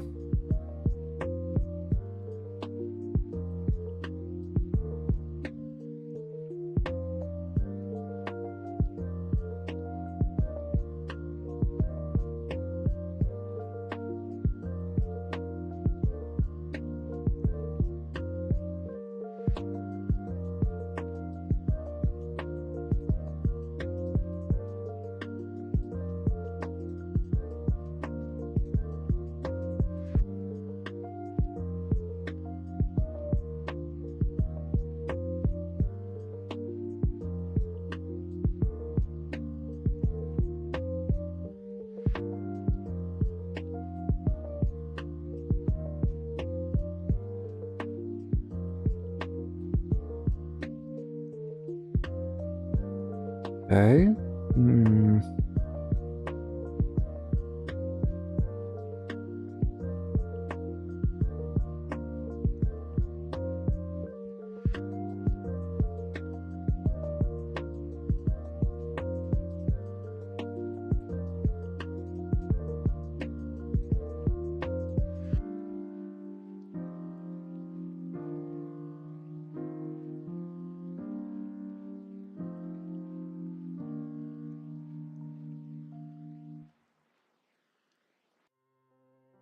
The same type of small decorations that the original had.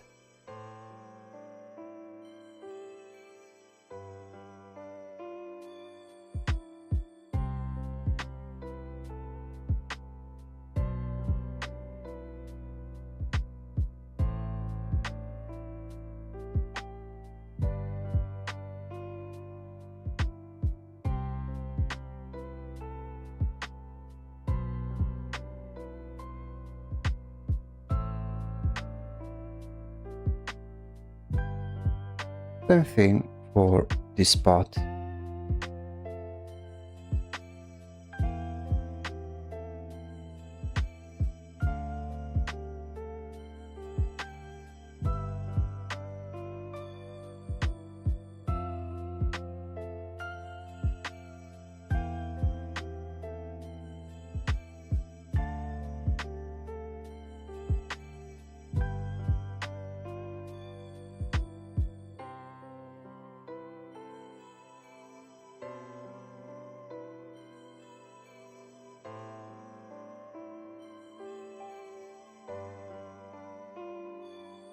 Okay, let me try this part.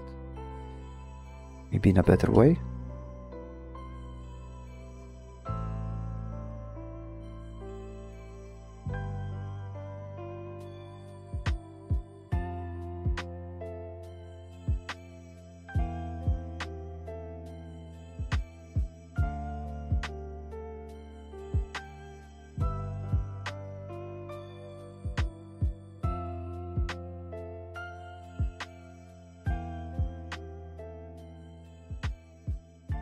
Okay. Let's go in this area and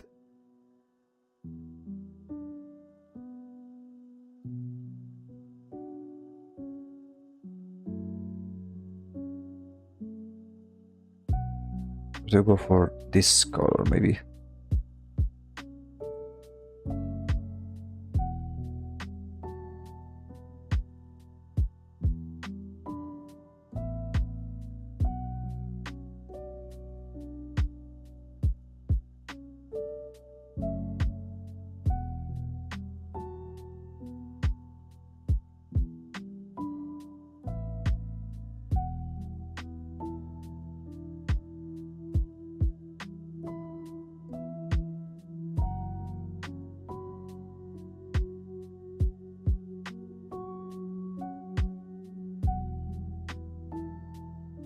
Again, doesn't have to be perfect as long as it gives the effect that you want to give.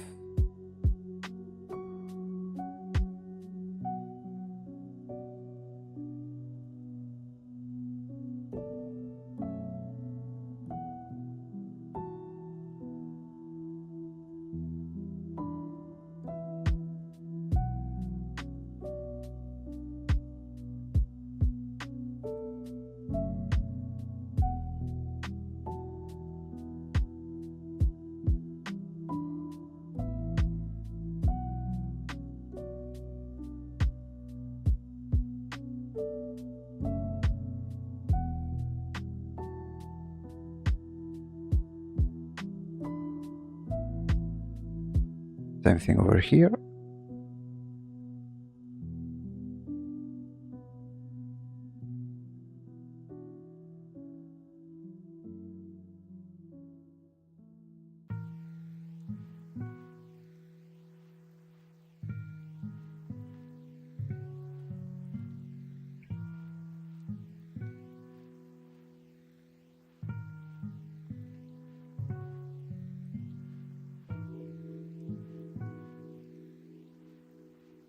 Okay. Let's see. This part is okay. I want to do this other part.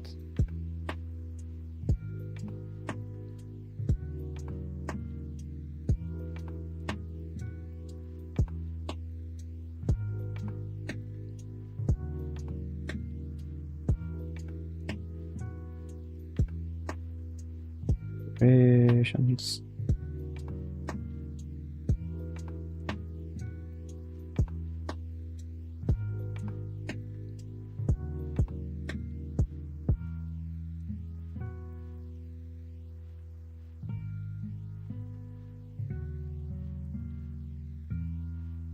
Like edges.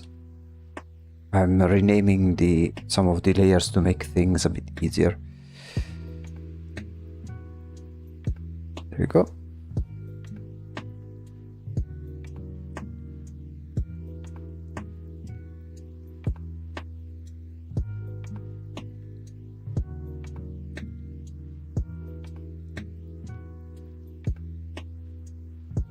Multiply.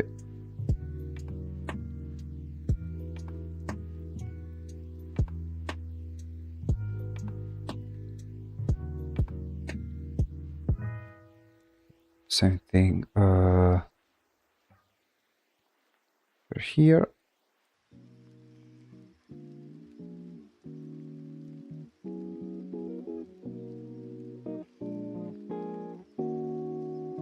Maybe this one we can slightly move it.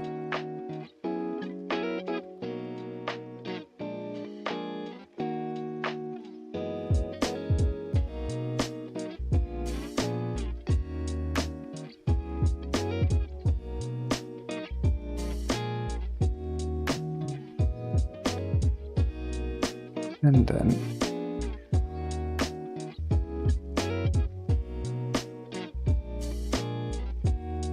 okay, this is one part. Okay, little flowers in this area.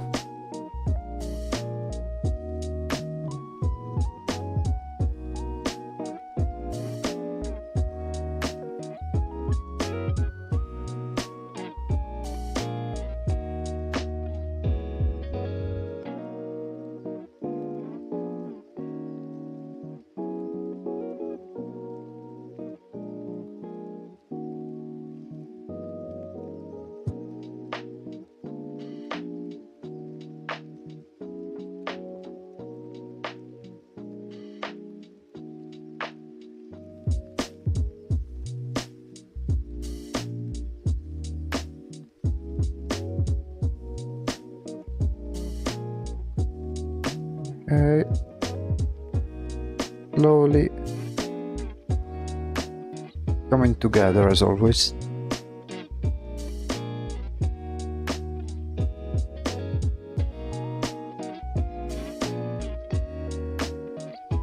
Then there's the top part.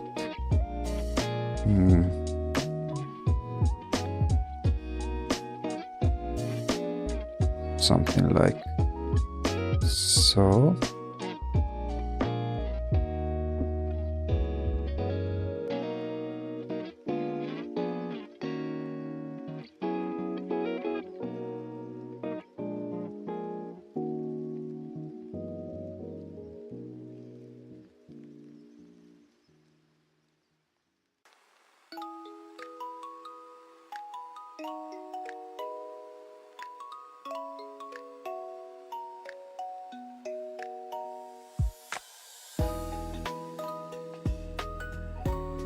And then the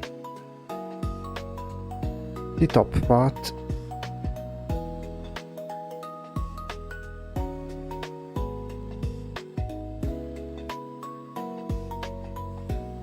Like so.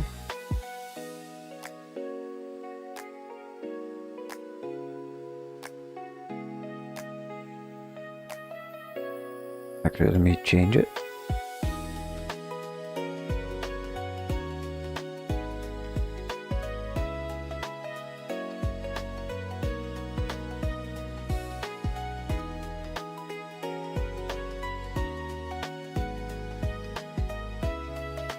Okay, and then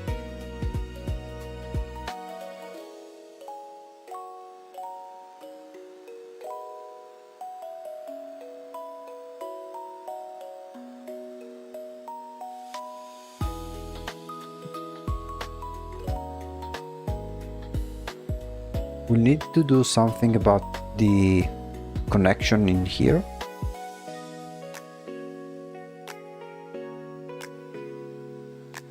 But we will do that in due time.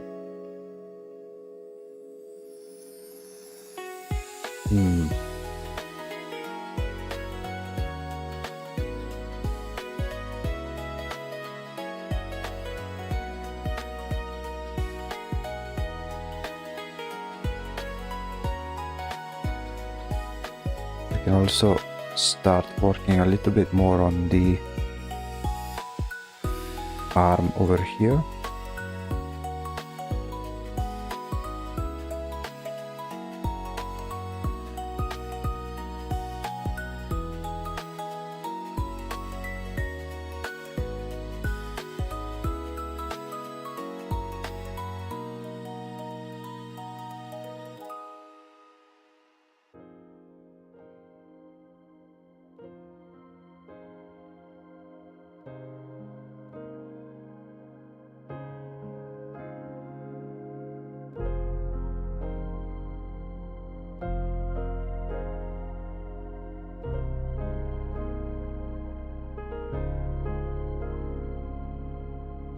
There we go. Let me shade this one a little bit better.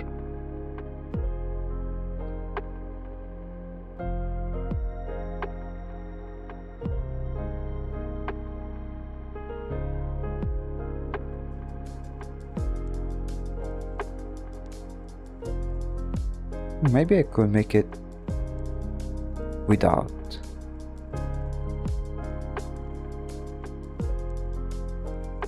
Yeah, maybe without one hand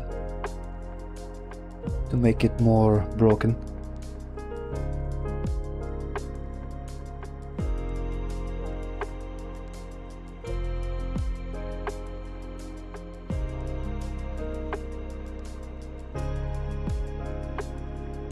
As for the legs, yeah, I think we need to work on them too.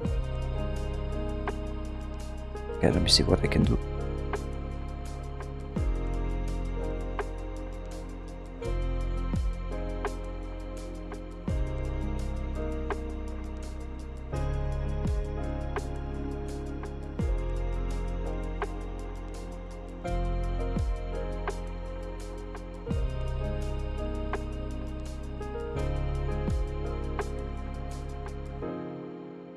First, I think I want to change at least this one.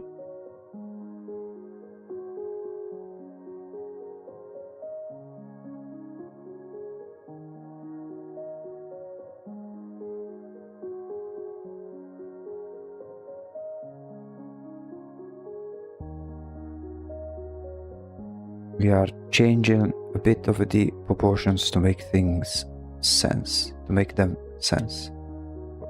Make them make sense. There we go.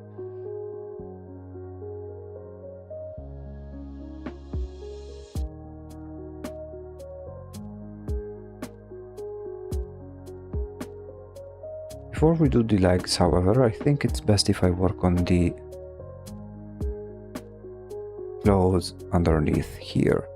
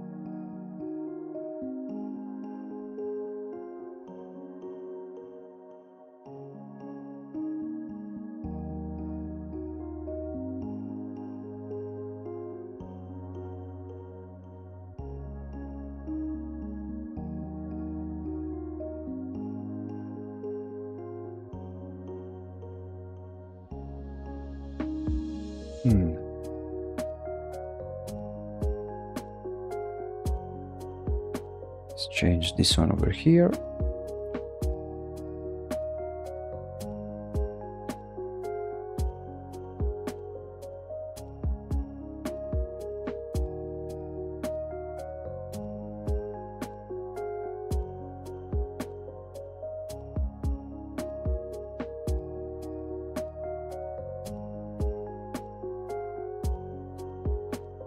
Okay.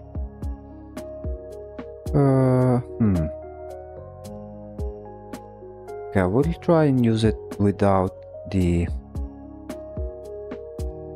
sketch over here and see how it goes.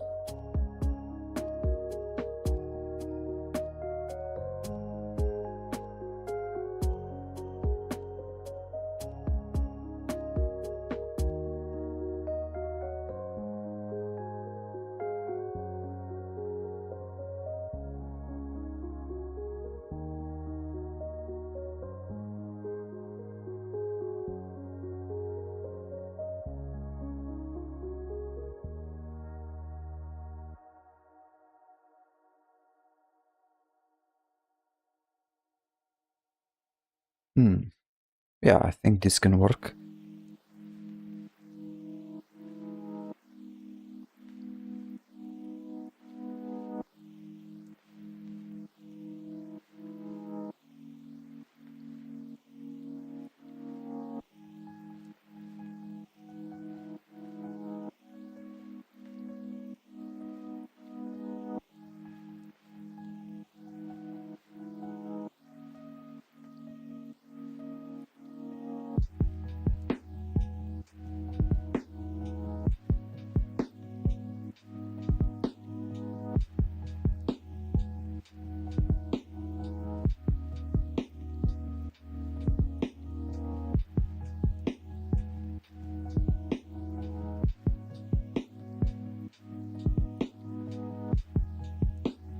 Okay.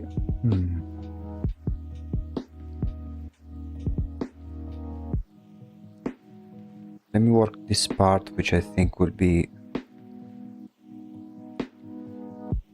much easier to make.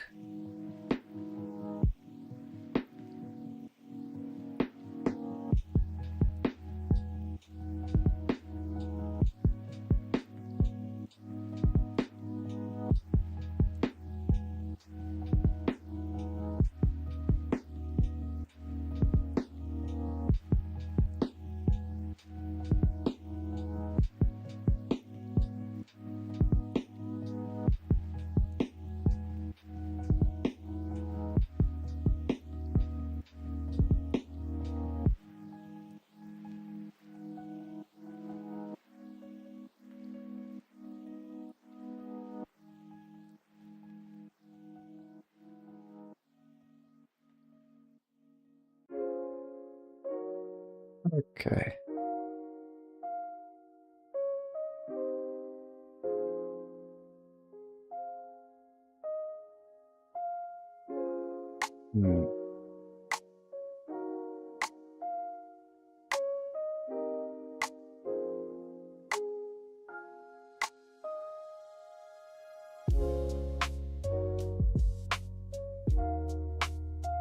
Make a copy just in case.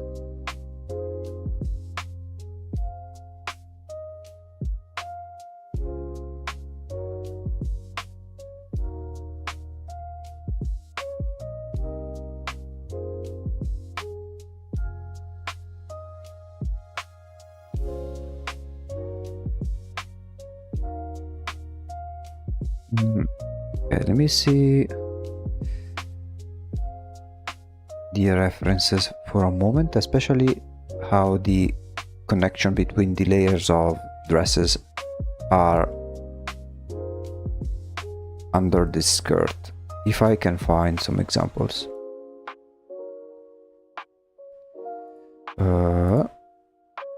Let me see. Orient dress. Let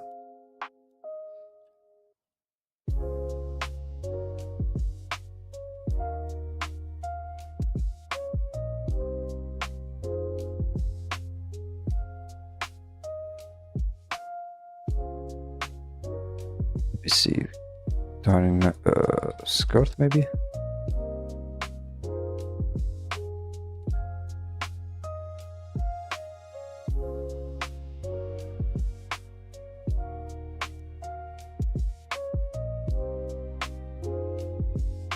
Press inside out.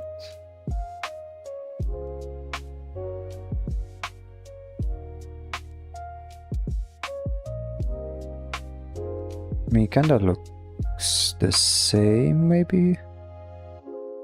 No, I think it should be the opposite.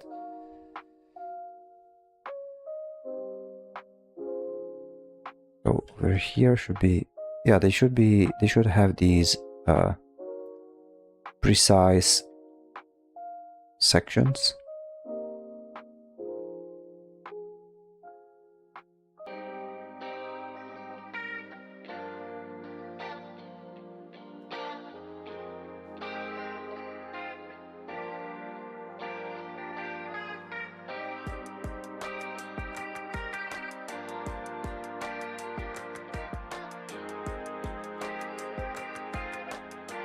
And then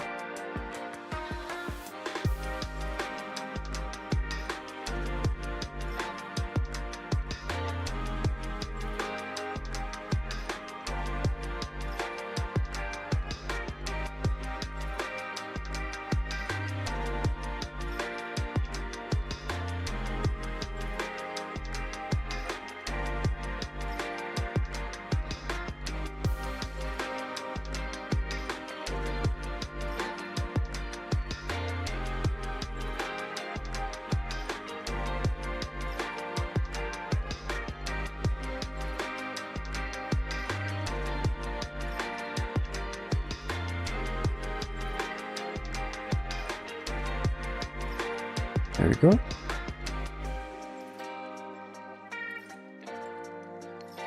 And this is one.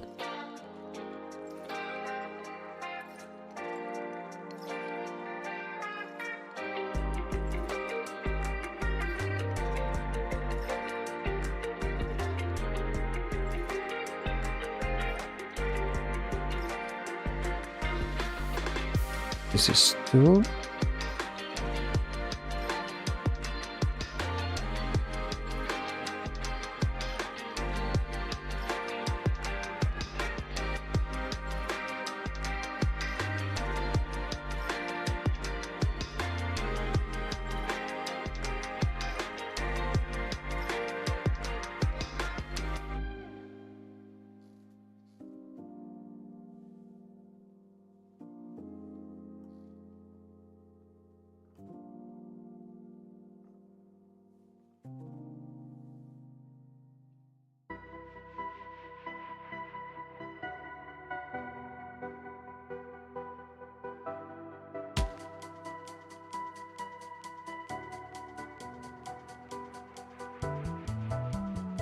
And then we do the same thing over here.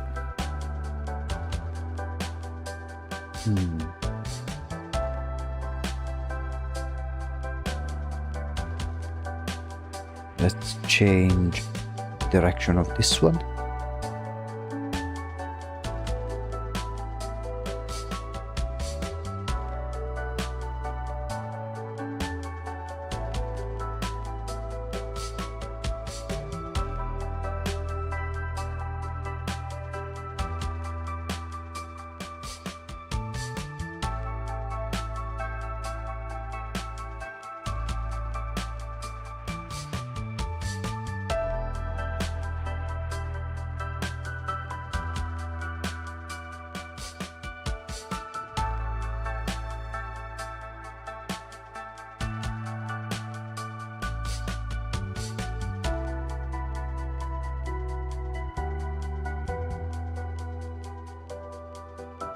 There we go.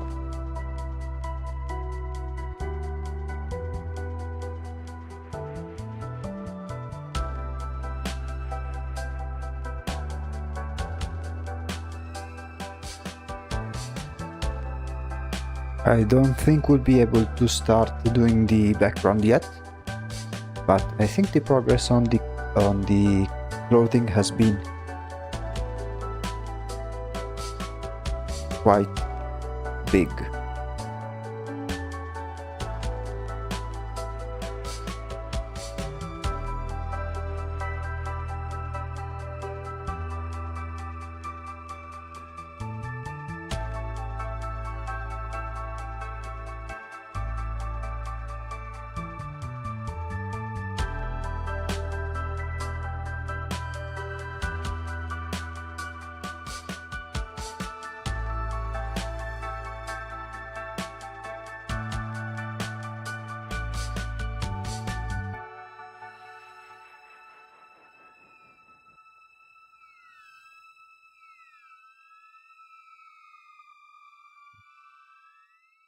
Oh.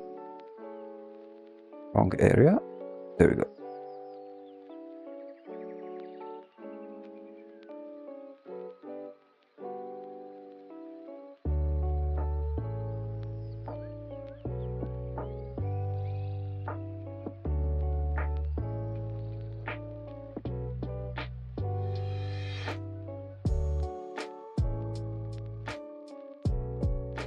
May have to change some of the lighting in this part, because now we add the legs, which are already hinting at how the light will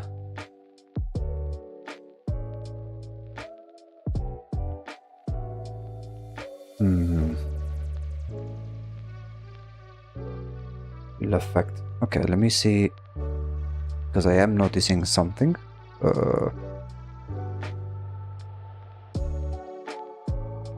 Let me check the reference.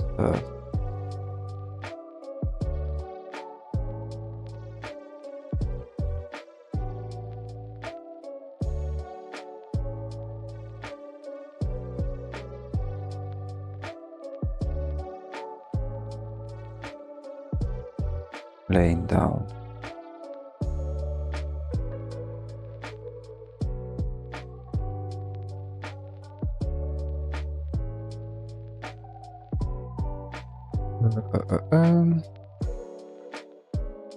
Yes, because one thing that I'm noticing is, as I'm doing this one, is that this doll is technically like laying down, and right now the skirt, or like the dress, is kind of behaving in a weird way, because it is being held up like this, as if there is some sort of support here that keeps it in like this. Well, in reality it should be something like this. One can remain the same. Wait, let me do it with the white one. Here it can remain the same, but then over here it has to be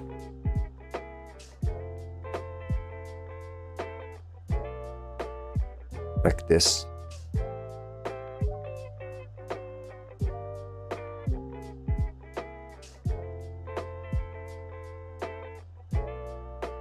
Let me try and sketch it out and see if I can make some changes. Although I think it will be much more clear once I develop the legs a little bit better.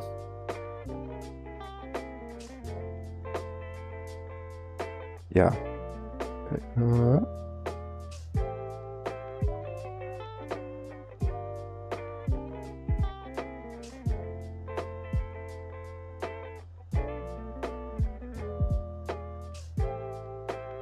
So for instance,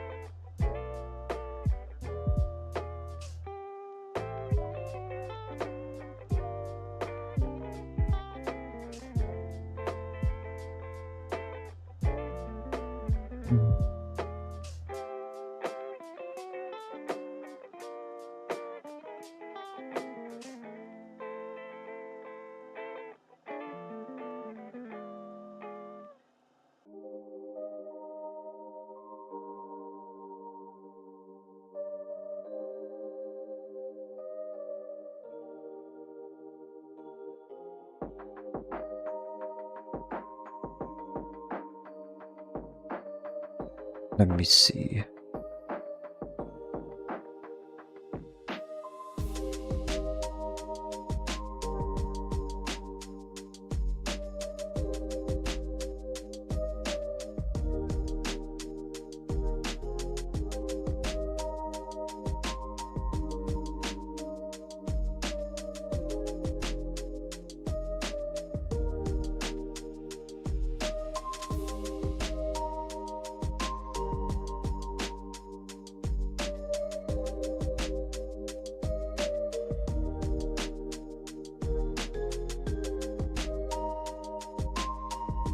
Because it is possible that these joints may not even be visible in the end.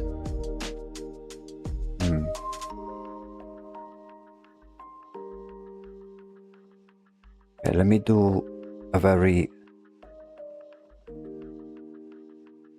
quick test.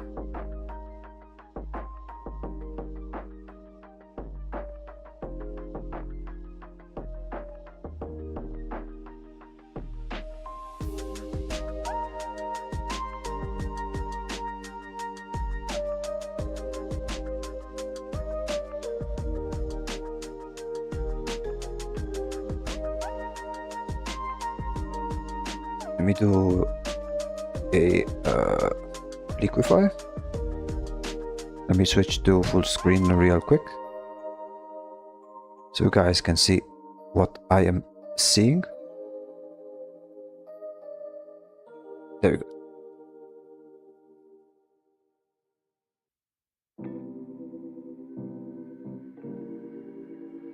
Okay.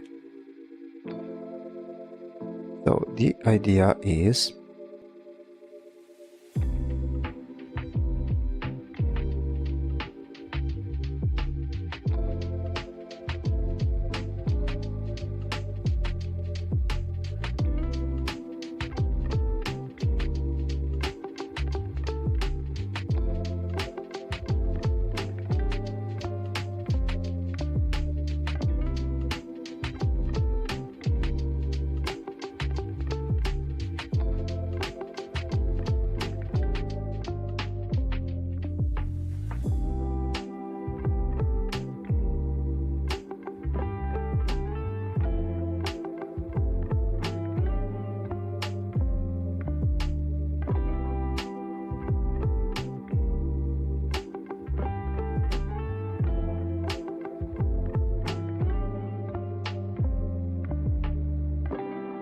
then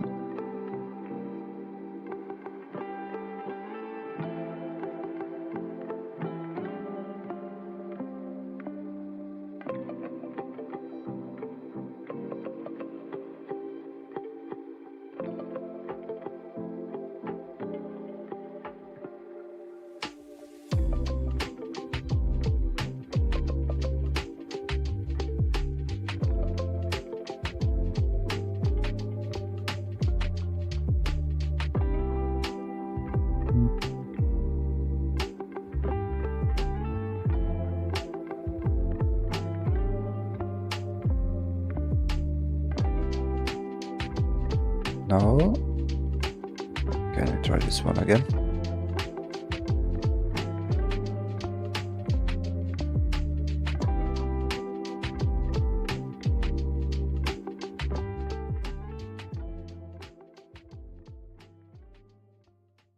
Right.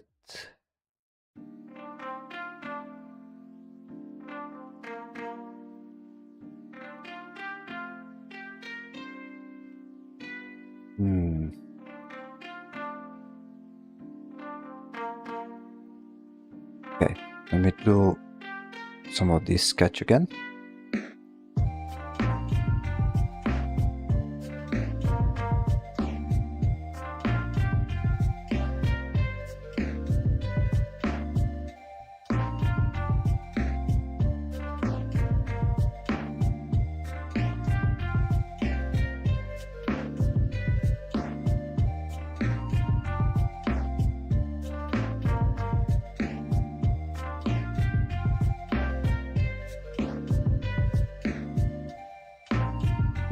This and and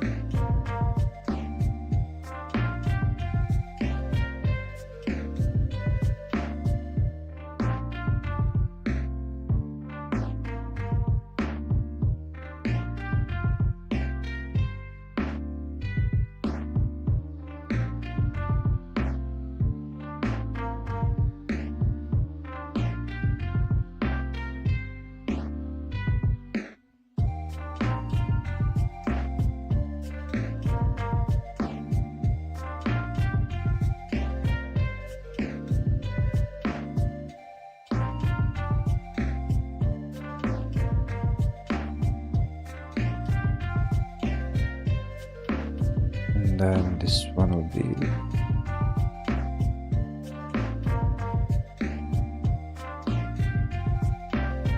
and this one.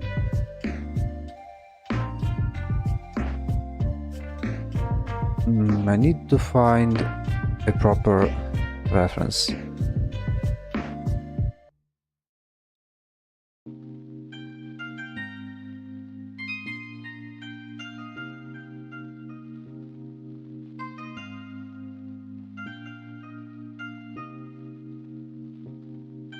Let's see.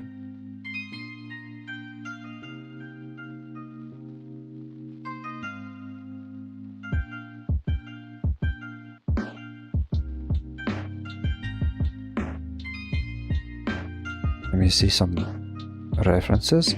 Wait, let me do it like so. There we go. Something like this, but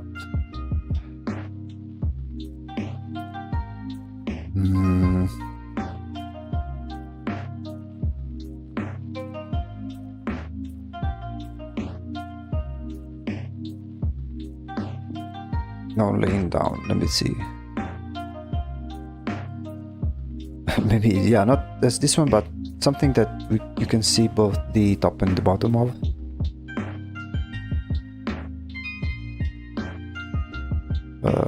If we go back to the drawing itself,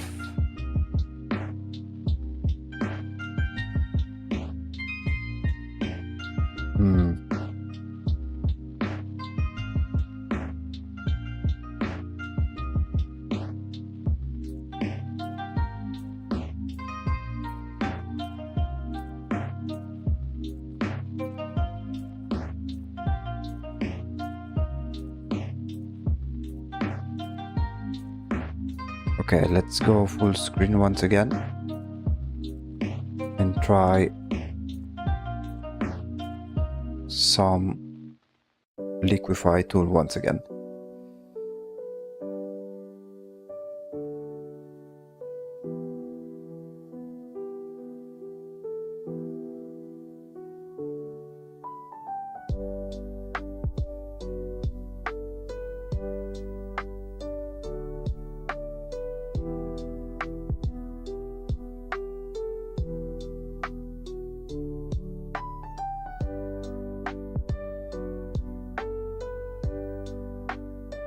Let's see the difference.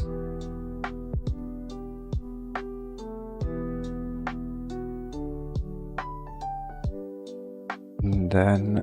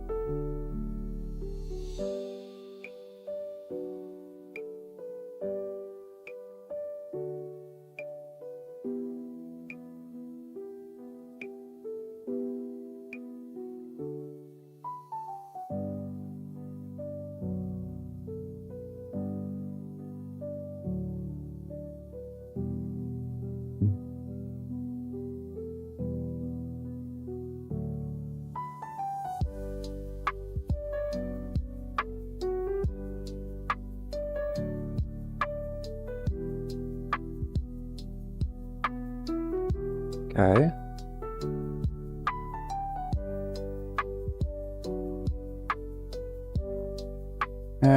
It doesn't convince me still.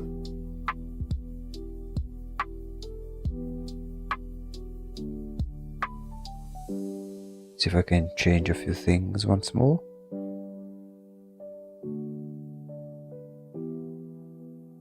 Nope.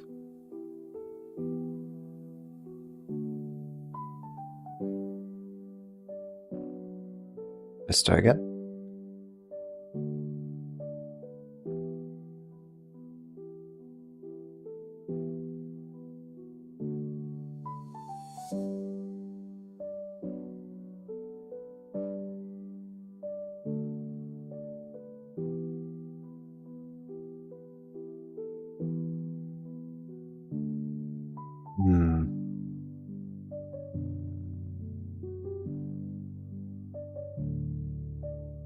I need to... Okay, let me go back to the drawing board. There we go. Because I'm trying to do something that I did not anticipate, and it can become a bit trickier than usual. Yes, basically the effect is this type of effect.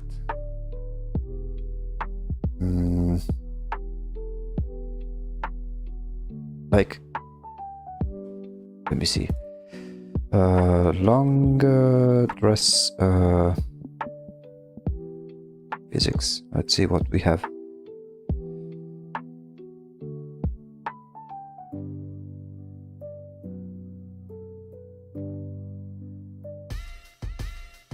Because ideally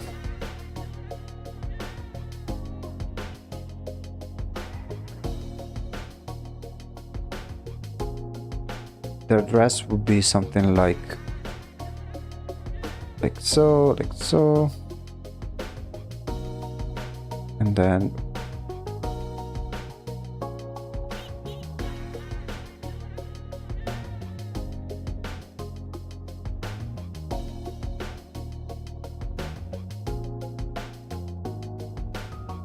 actually, let me see.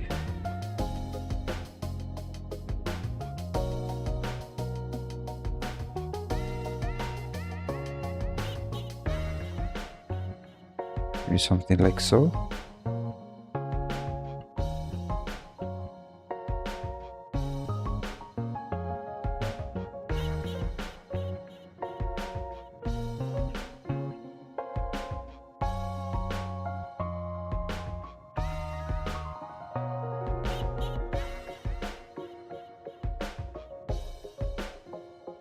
And then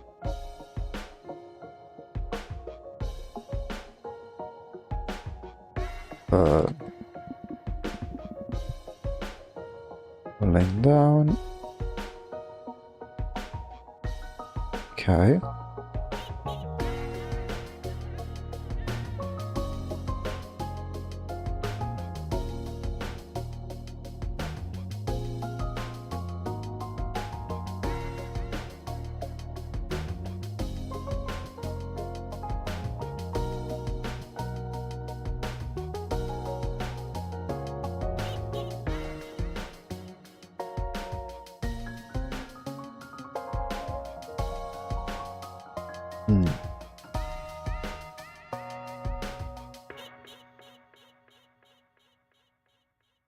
And then all of the other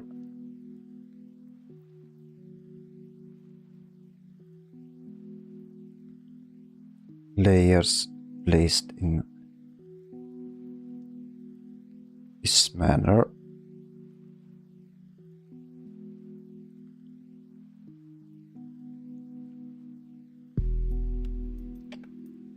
Not sure. I am really not sure. I mean, I think this can be a good stopping point to which we can pick this drawing back up. Overall, even if we still need to reflect on the physics of this of this dress, because it is a bit floaty. The progress has been very good, but I do still think we need to make some changes. Now let me see if I can manage to somehow improve it. Okay, I have an idea.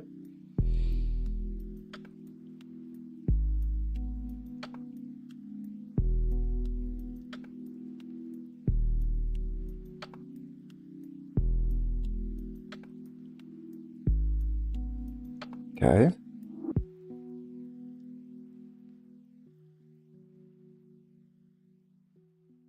Let me turn on the full screen once again.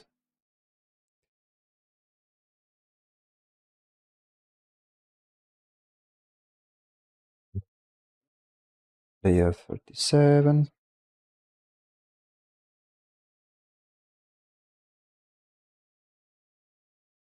Okay.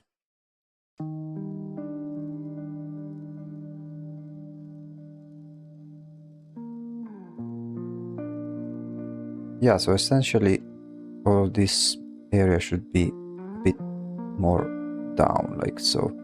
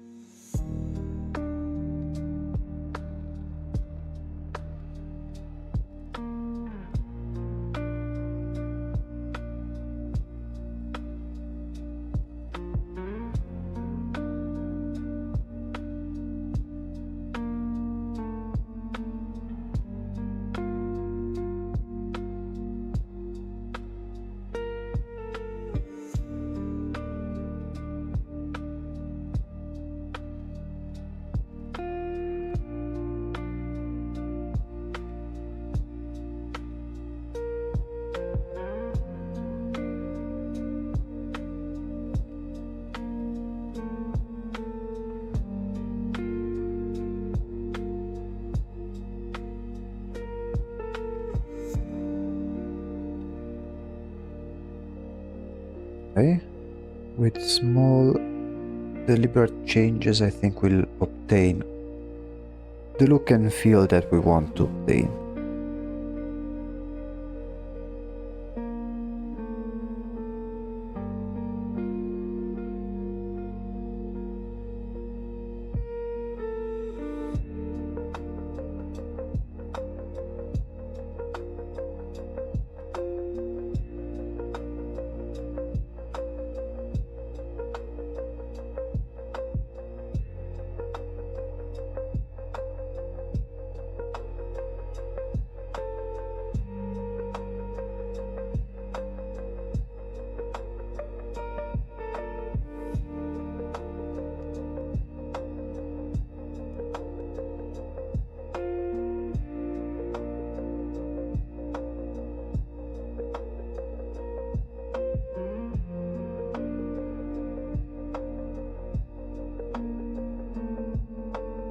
Okay.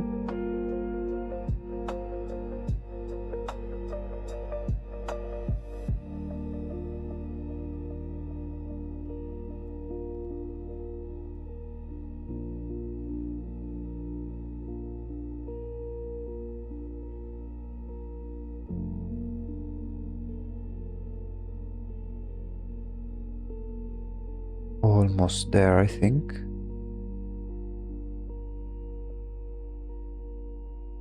I know it's looking very distorted, but this is just to establish an overall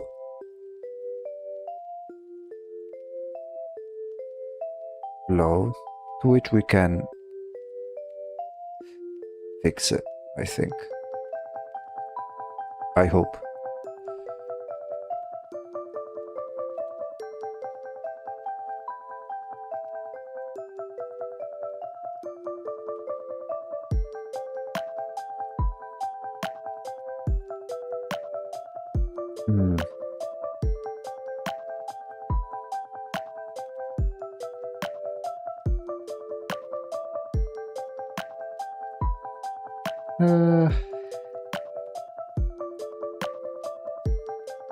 Kinda.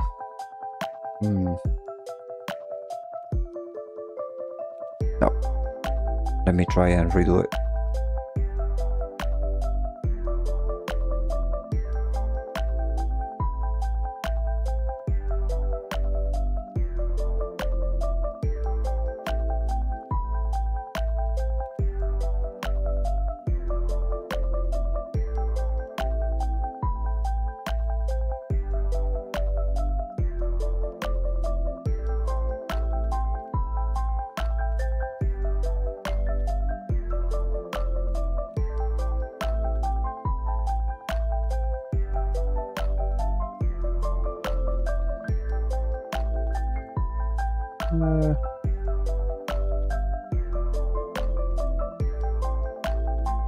It's not something that easy. Or maybe what's tricking me is the lighting of the legs. Maybe it could be that. I'm not sure. For now, I think that we can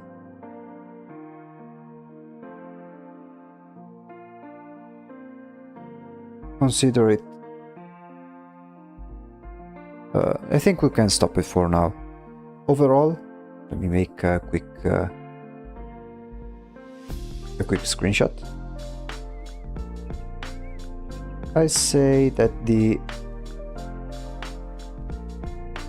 progress has been quite significant from before. We only changed the dresses, but they are basically already almost there. It's only a matter of trying to make the clothing here behave in a more realistic manner. But I don't think, yeah, I think this will be the focus for next time. But yeah, so far this is the current progress.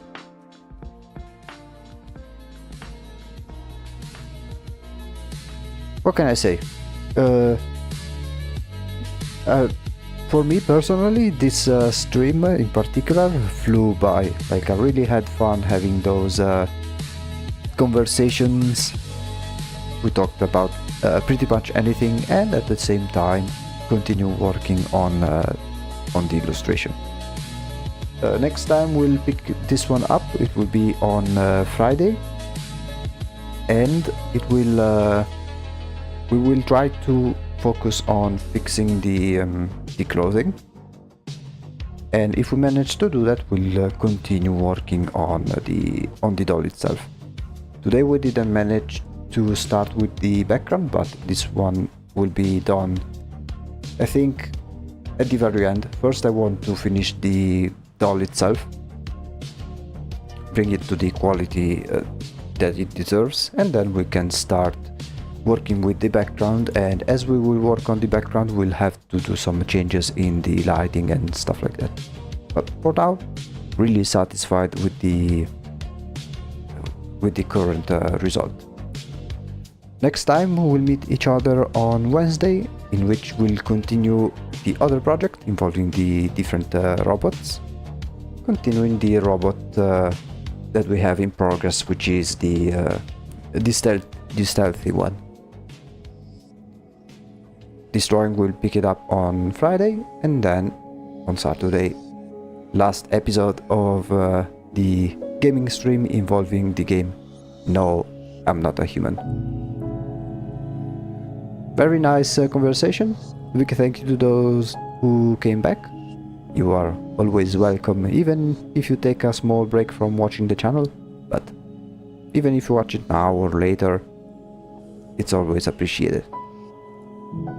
If you guys are new, whoever is new, consider subscribing or following the content if you appreciate what I do. So, we'll meet each other next time, and having said that, this has been the Void Executive, and I will see you in the next company meeting. Have a good night, everyone.